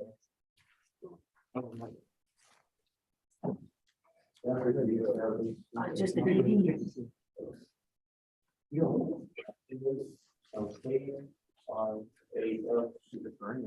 Why did Trout come on? Judge, if we could hear the DV case, I still think he's on. Okay.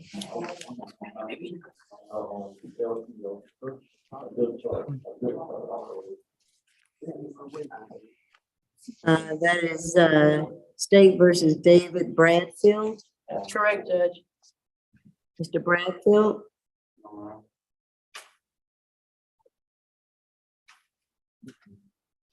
I'm here. okay, turn on your camera for me. Yeah, it says the host has disabled my camera. Oh, let's see, hold on a second. Is that Mr. Jordan? Okay, there we go. No, that's somebody else.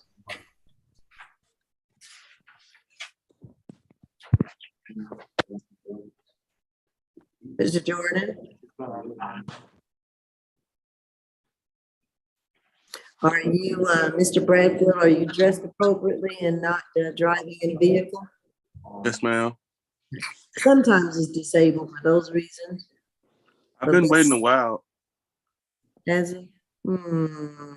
Yeah, his camera was definitely on earlier. Yeah. It was, Judge. Mr. Jordan? Yes, sir. Have you disabled the camera for Mr. Bradfield? It says the host did. I did. I'll start that. Okay, thank you.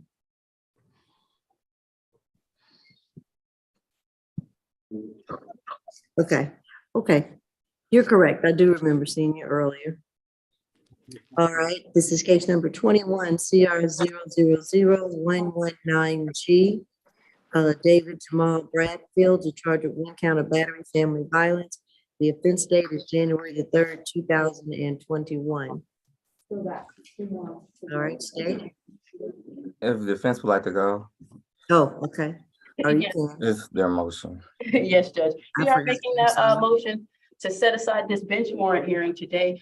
When I actually spoke to Mr. Bradfield, he does qualify for the public defender services. So I am representing him today. When I spoke to him, I actually printed the bond order just to make sure I have all the details right. He served 2 days from January 13th of 21 to January 14th. This bond order is dated January 13th to not go back to 323 Legacy Drive. And then the failure to appear was mailed March of this year to that address. Well, Mr. Bradfield, following the rules, did not receive that notice, Judge. I spoke to Mr. Bradfield. He just recently updated his information once he realized that this information wasn't correct, the 323 Legacy Drive. So, Judge, we have an up-to-date address. We have an up-to-date phone number. I also have an up-to-date email address. When I spoke to Mr. Bradfield, he also didn't realize that when you change your address or when you move, you have to go in person, show your face and present your ID for that change to be notated. So now he's up to date on the policy of changing the addresses. I've also informed him it is his responsibility to make that change if he indeed moves. But Judge, with this particular information and that address, he's not moving from that address anytime soon. And I don't believe we're gonna have any future failure to appears. I do see Ms. Miller, who's the alleged accuser from this case. If she could speak to the no further violent contact and the stay away, I would prefer her to be able to do that, Judge. Okay, Ms. Miller, do you wish to address the court? Yes, I do. If I'm allowed, I would like to state that. Hold on a second. I need to swear you in first before you address the court. Raise your right hand for me. Do you affirm that the testimony that you're about to give is the truth and nothing but the truth under the penalty of perjury? Yes, ma'am. All right, go ahead. I would like to state that David Bradfield is not a threat to me. He's completely harmless. I do suffer from mental illness. I would like to request a nonviolent contact order. He is the main provider with our children, and we do need to be in contact for their care. Okay. We haven't. Go ahead. We haven't been in contact in almost a year, which if earlier in this court date you saw that the DA said this is not a reunion. He told me to mute my camera. But that is a representation of us following the rules of not being in contact. And I would like to request a nonviolent contact order. Okay. Judge, And you said you have 2 children with Mr. Bradfield? Yes, we do, which he is in full custody of as of now. Okay, and the children are with him, okay? Yes, ma'am. And how old are they? They are 4 years old and 2.5 years old. All right. All right, any cross-examination? I have argument, but no questions for the victim. Okay. Ms. Helen? I apologize, Judge. I didn't hear that question. I was asking, was there any cross-examination? No, Judge, I actually support Ms. Miller's testimony here. I asked that the stay away be removed. I asked that it be no further violent contact.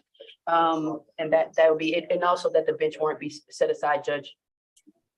Okay, well, the state's response to that is, first, I'll just give the court a little context or background about this case.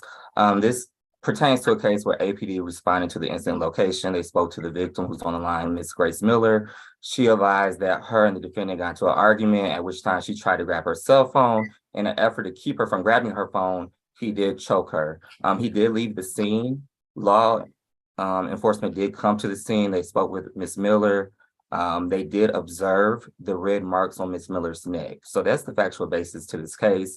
I believe that Judge Morrow granted a $2,000 surety bond on January 13th of 2021. And as the defense has pointed out, there was a no further contact. I just like to address a few things that defense and the victim spoke on.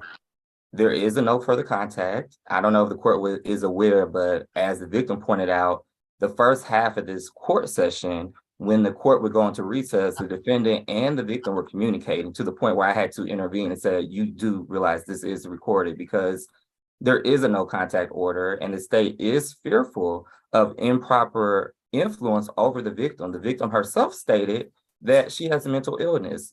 So based upon the fact that we have a defendant communicating with a victim that's been ordered not to communicate, the victim suffering from a mental illness under her own admission, the state has great concern over any undue influence over the victim, over any witnesses. So we ask that the stay away order is not lifted. Not only did the defendant not show up to court, he's out on bond getting rearrested. He was rearrested in Cobb County, I believe. So he missed a March 9th court date. $2,000 surety bond was put into place. He did not show up to court. It's the defendant's sole responsibility to A, show up to court and to update the address with the court of clerk. That did not happen. So based upon that and the state's concerns with the influence on the victim, we ask that the defendant is remanded into custody and he posts a $2,000 bond or any bond associated with the bench warrant. May I say something, please? Yes. So the rearrest in Cobb County was because I shoplifted something and he was with me and had no idea.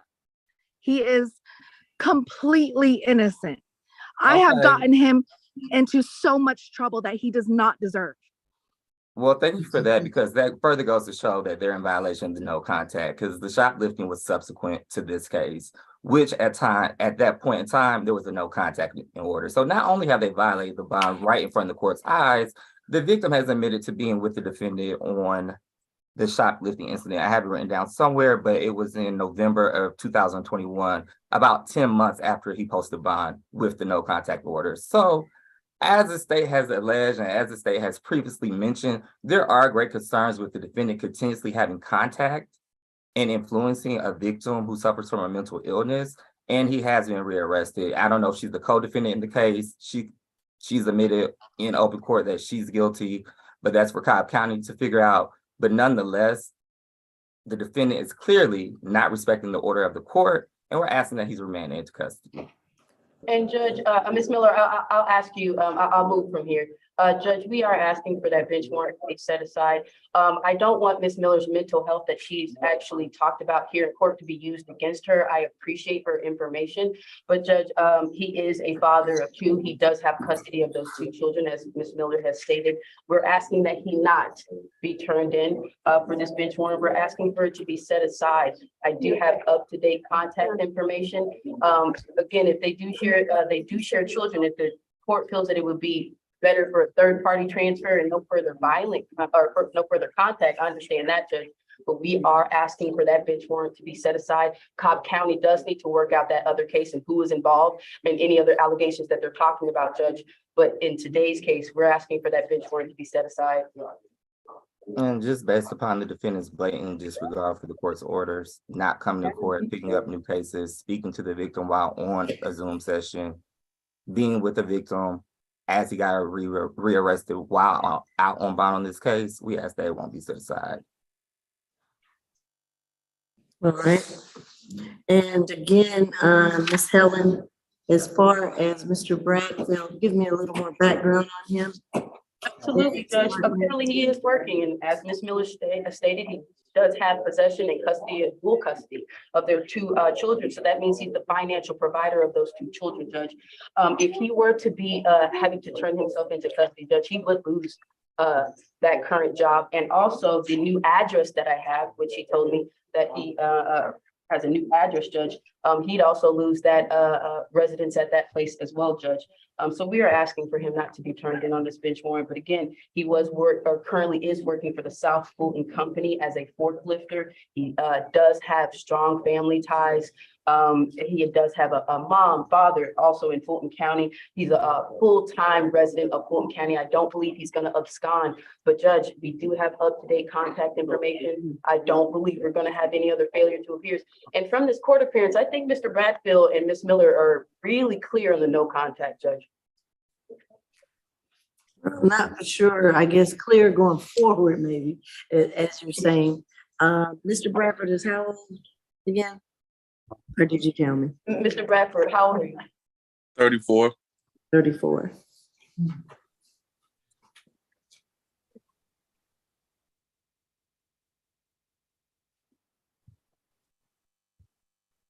I am concerned about the children.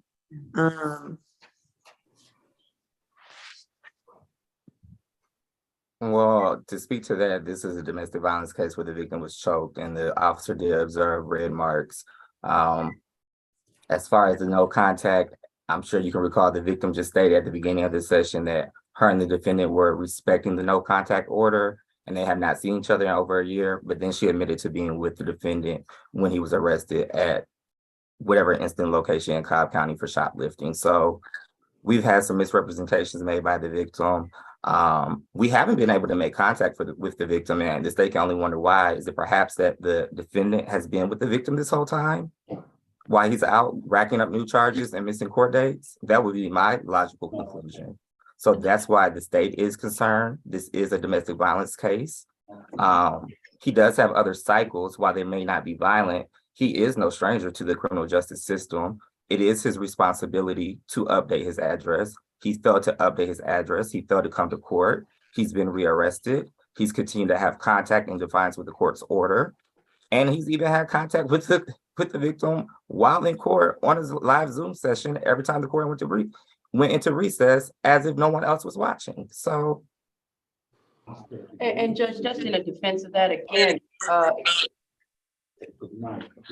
and that might be why his camera is disabled, but I can't speak to that. But Judge, again, he is currently working. Those two boys are currently residing with him, and he is the main financial provider in his household. If he is arrested, he will lose that job and that place. And I can only imagine what's going to happen with the children, Judge. Ms. Miller, give me a second. Thank you. If the court is not inclined to enforce the bench warrant, like I said, the state is really concerned with the victim safety.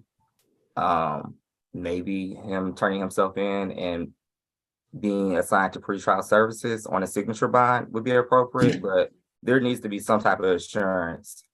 He has not been coming to court.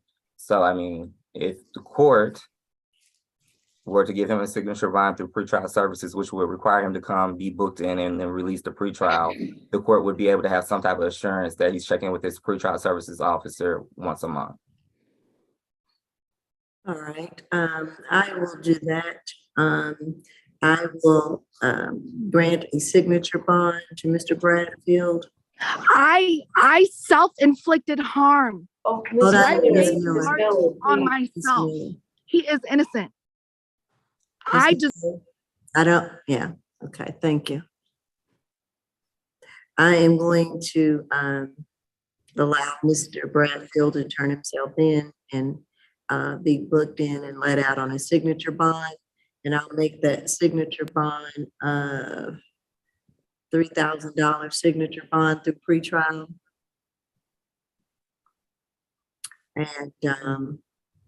And the state also will be asking for a 2-day anger awareness course through pretrial services while out on bond. Right, and I will do that 2-day anger management, anger awareness course through pretrial.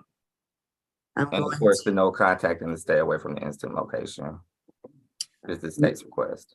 right, no further contact with the victim in this case. And we mean that. Her name is Grace Miller.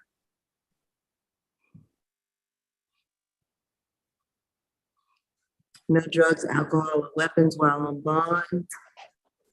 And to stay away from where, Mr. Miller?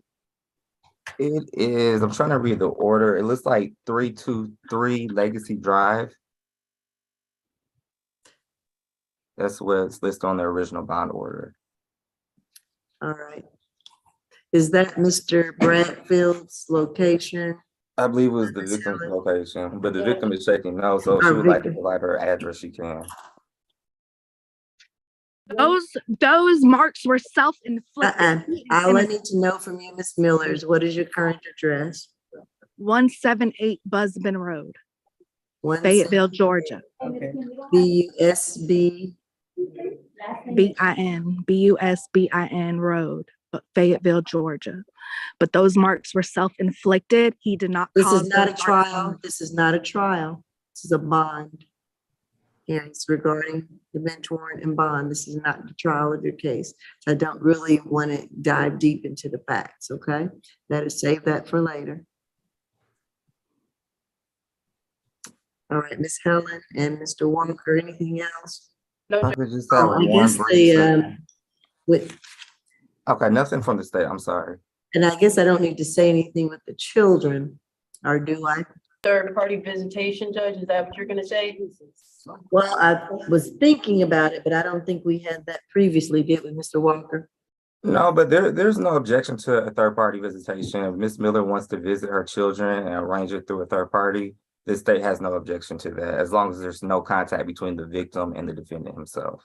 Correct. And I will allow that third party visitation arrangements. And you understand, Mr. Bradfield, what that means? Okay. No. And is there going to be a report time for Mr. Bradfield? Oh, I apologize. Can you say it again? That was a question for the court. I'm sorry, Mr. Walker. Is there going to be a report time for Mr. Bradfield to turn himself in? Yes, Mr. Bradfield, can you do that? What does the state recommend? I always recommend the sooner the better, so by midnight, but I would say to be Judge, I'm reasonable, gonna I would ask, say within 24 hours. if we can give him some time, again, he has 2 kids, he has a job, Judge, can we give at least 3 to 4 days, if not? Oh, no. No, I Again, wouldn't he'll go be- 3 or he'll 4 be- days. He'll I be wouldn't released go- on a signature bond, so it's the process of being booked in and booked out. Right. So I will at least give him 24 hours, but no more than 24 hours. Understood, Judge. And is pretrial on the line, because they'll need to Whose address? have contact with Mr. Bradfield upon his release. Hold on 1 second, Mr. Walker. The stay away address will be 178 Busbin, B-U-S-B-I-N Road in Fayetteville, Georgia.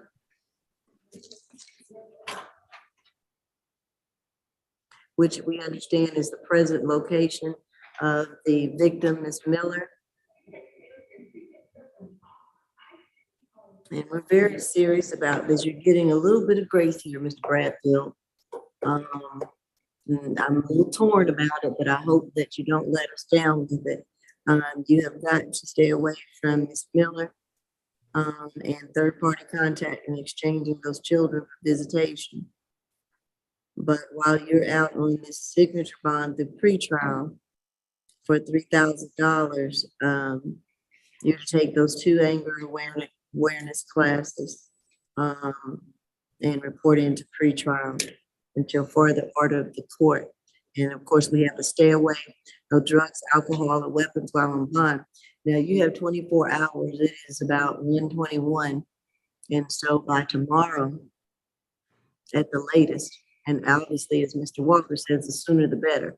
You shouldn't be there that long, but in case you have some things you need to wrap up today and go there in the morning or before 1 o'clock tomorrow, or 1:30 tomorrow, you should have checked yourself into the jail, and you can sign back out through pretrial services.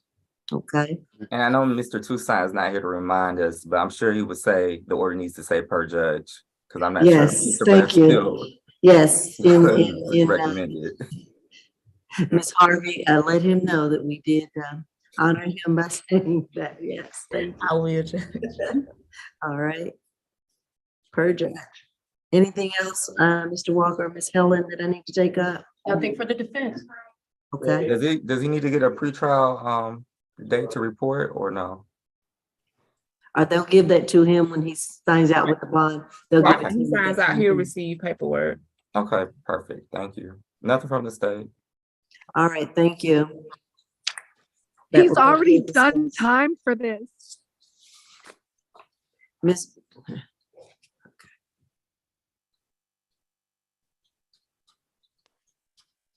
And I don't know, Mr. Walker, if you're going to have anyone to try one last time now that we have a new address to reach out. Of course, Your Honor, of from course. Yeah, I just, Services. Yes, one last thing. no, I just want to say, His I'm attorney not gonna left, have. so I don't know if he should be speaking. Your attorney is not at the table. Hold on a Oh, second. no, it's okay. I just wanted to say, I'm No, gonna no, make. no, I'm no, gonna- no, no, no, no, no, no, no, no. Hold on, it's not okay. Oh. You're represented by counsel, and remember, anything that you state about the facts and the occurrences of this case can and will be used against you.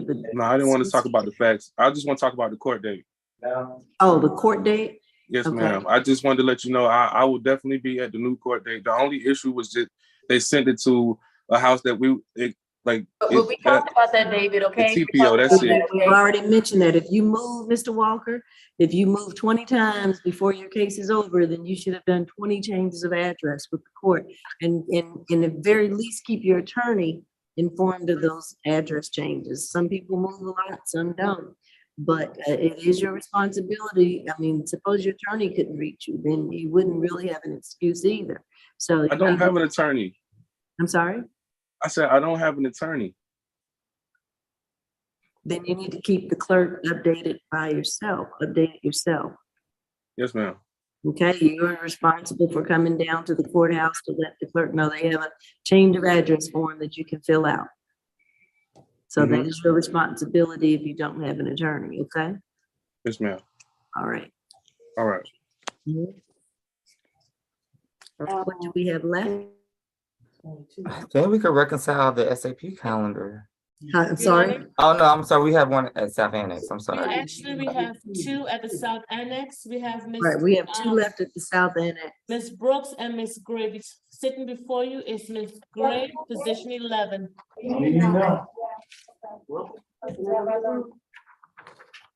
Mr. Jordan, can you disable the calendar, the video or the camera on Ms. Miller? Thank you.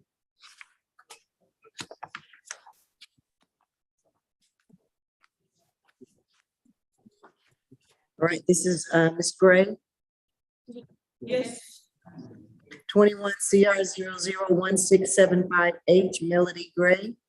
You charged with 1 count of obstruction of a law enforcement officer and a 2nd count of simple battery family violence. The offense date is April the 6th, 2021. And I understand this is going to be a negotiated plea. Yes, Judge, that's correct. Okay, thank you. State, go ahead. Your Honor, the state's offer in this case is 12 months to serve 27 days, credit for time served 27 days, the balance probated, in FFIB course, and no contact with John Fisher.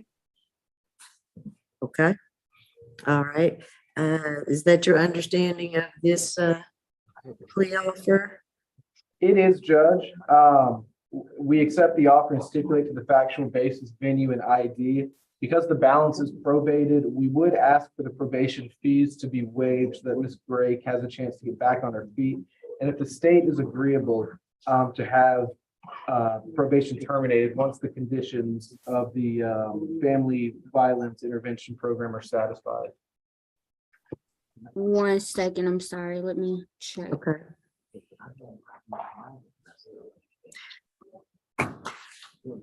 No objection to non-reporting. Okay, I will waive half of the probation fees. And Ms. Gray can go non-reporting after she's completed the terms or the conditions of the plea. Thank you, Judge. Okay, Thank you, Your Honor. all right, you're welcome. Are we ready to take the plea? All right, raise your hand for me, Ms. Gray, your right hand. Do you affirm the testimony that you're about to give is the truth and nothing but the truth under the penalty of perjury? Yes, ma'am. All right, put your hand down for me. Are you presently under the influence of any medication, drugs, or alcohol? No, ma'am. Are you satisfied with the services and representation of your attorney? Yes, ma'am. Do you understand that by pleading guilty, you're giving up or waiving the right to the presumption of innocence? Yes, ma'am. That you're waiving and giving up the right to remain silent and not testify against yourself? Yes, ma'am. That you're waiving and giving up the right to trial by judge or jury, whichever you prefer? Yes, ma'am. And you're prepared to waive and give up these rights today, is that right? Yes, ma'am. Excuse me. Has anyone told you that you will receive a lesser sentence for pleading guilty? No, ma'am. And has anyone promised you anything to plead guilty? No. Do you understand that if you're currently on probation, your probation may be revoked because of your guilty plea here? Yes, ma'am. And do you offer this guilty plea freely and voluntarily with the full understanding of the charges against you? Yes. All right, and to the obstruction of a law enforcement officer and simple battery family violence, how do you plead? Guilty.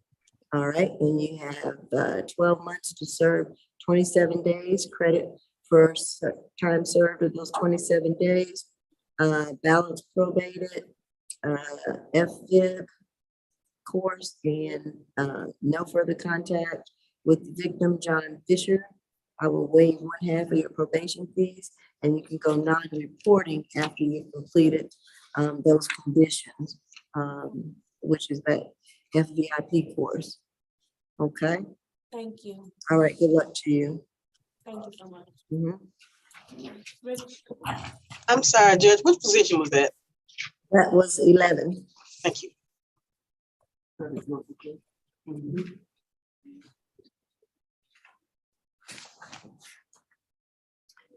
All right, and who do we have next? This is Miss Brooks. I was told to bring her around by Attorney Howard. Okay, let's see. I apologize, Judge. Is that the competency calendar? I don't have no key, man. What's that? Judge, is that the competency calendar? What's the defendant's name again? I could check. It's number 6. Shanti Brooks, number 6 on the competency calendar. Okay, so we can. Are we finished? Make sure we're finished with the state all purpose. Are we? Oh, we're holding on 18. Let's see. He's a loan out to Grady. So. Oh, okay.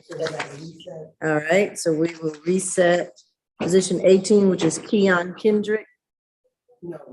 No. Yes, he is 18 on the calendar that we have. On my calendar, he's, she is Sharia Lewis. Well, we do have Keon Kendrick as well. That's who we're talking about, is loaned out to Grady? Yes, Judge. Okay, so let's do that real quick while I'm there. Keon Kendrick, loan to Grady, we will reset. Uh-huh.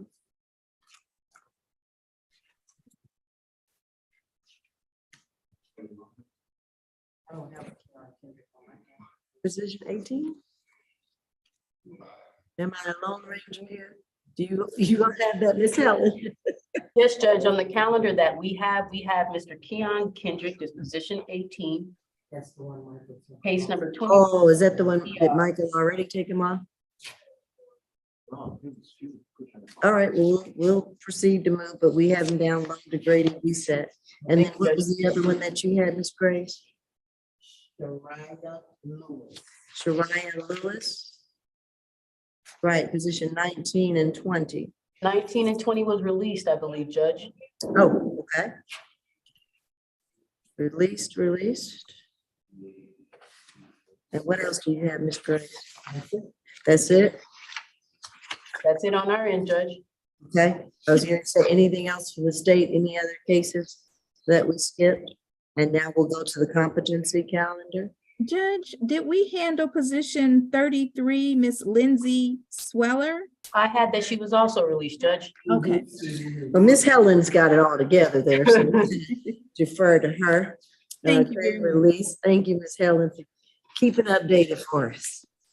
And Judge, are we going to go through all the positions just to make sure we're? Yeah, we can go. You want to reconcile before we start that competency one? Okay, Yes, I was Judge. getting ready to say do that and then reconcile, but we can reconcile now. Any others that we missed, Ms. Wolf? I believe that was it, Judge.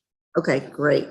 All right, Ms. Grace, it is your moment. So my calendar is off from you guys.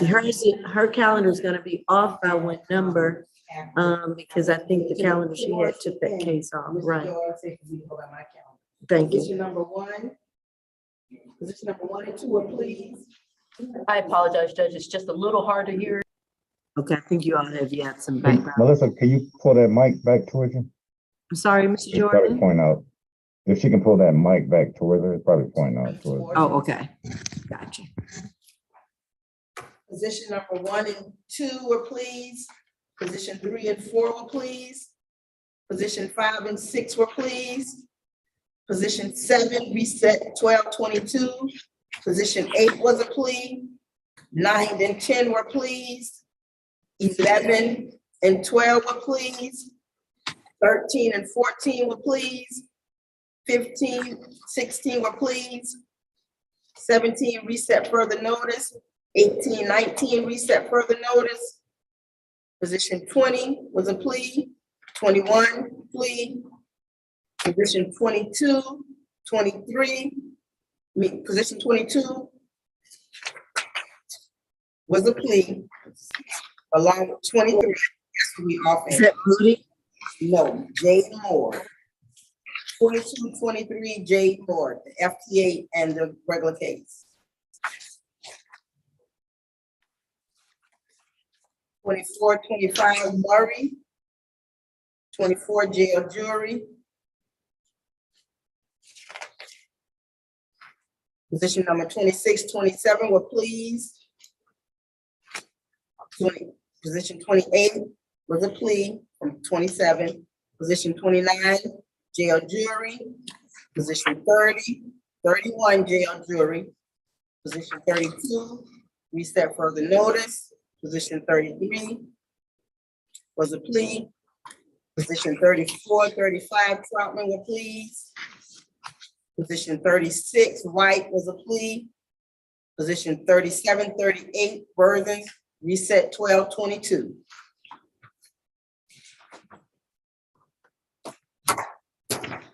I had a no sponsor still in there. Yeah, we got the non-possible be on the FTA. On the F, okay. So we'll put them on that, okay. Thanks, Judge. Questions? Okay. And Judge, for the people for the SAP calendar, are we allowed to be excused? Yes, you all may. Thank you so much, Judge. Enjoy a late lunch. Thank you. All right, take care.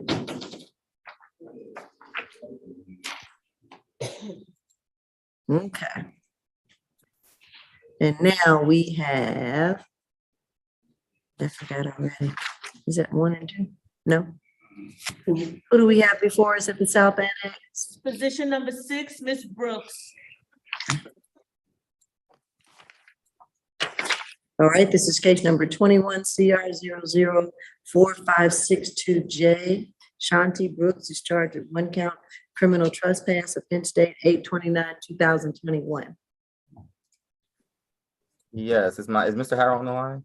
I know, I thought, Mr. Howard, where'd you go? Okay, there he is. We can see you. Say something again. I can't unmute. We can hear you. We can hear you. Okay, Can you hear me now? Yes. Okay, all right. Okay, thanks. All right, go ahead, Mr. Walker. The defendant, I'm sorry, I'm trying to discombobulate it. So the defendant will be entering a guilty plea to her case today. The state's recommendation is a time served offer of 3 days with a stay away of 14 Hilliard Street here in Atlanta, Georgia. 14 Hilliard, Yes, yes, Your Honor. and the time served was to how many days again? 3 days. 3, okay.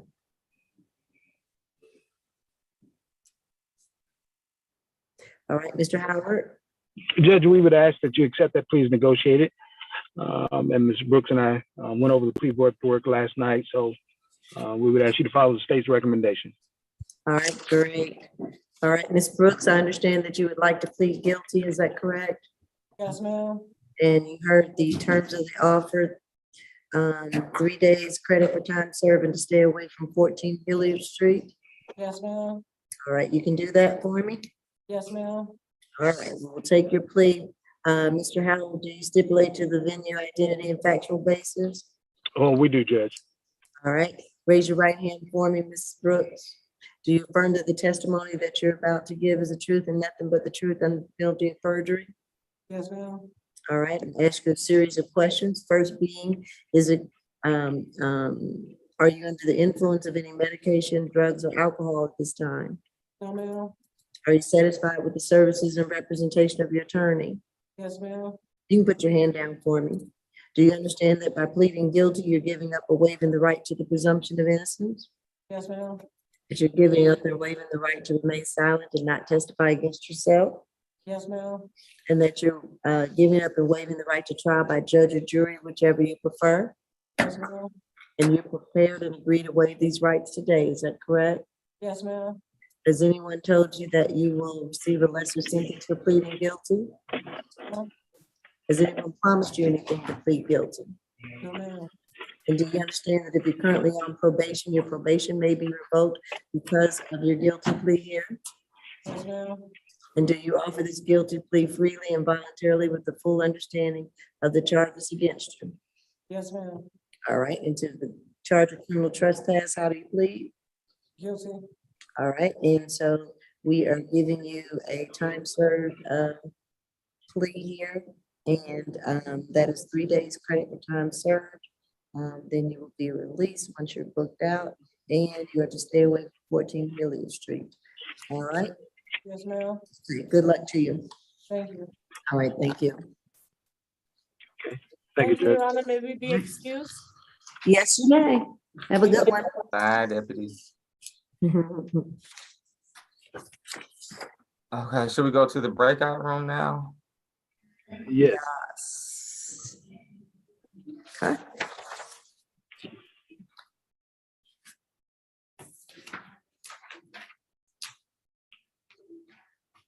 Mr. Jordan knows who to put in the breakout? Or is it just the 3 of us? Judge, if this is for a for mental health, I'm asking to be on the breakout as well for Zachary Alexis. Okay, we'll put you in there too. Thank you, Judge.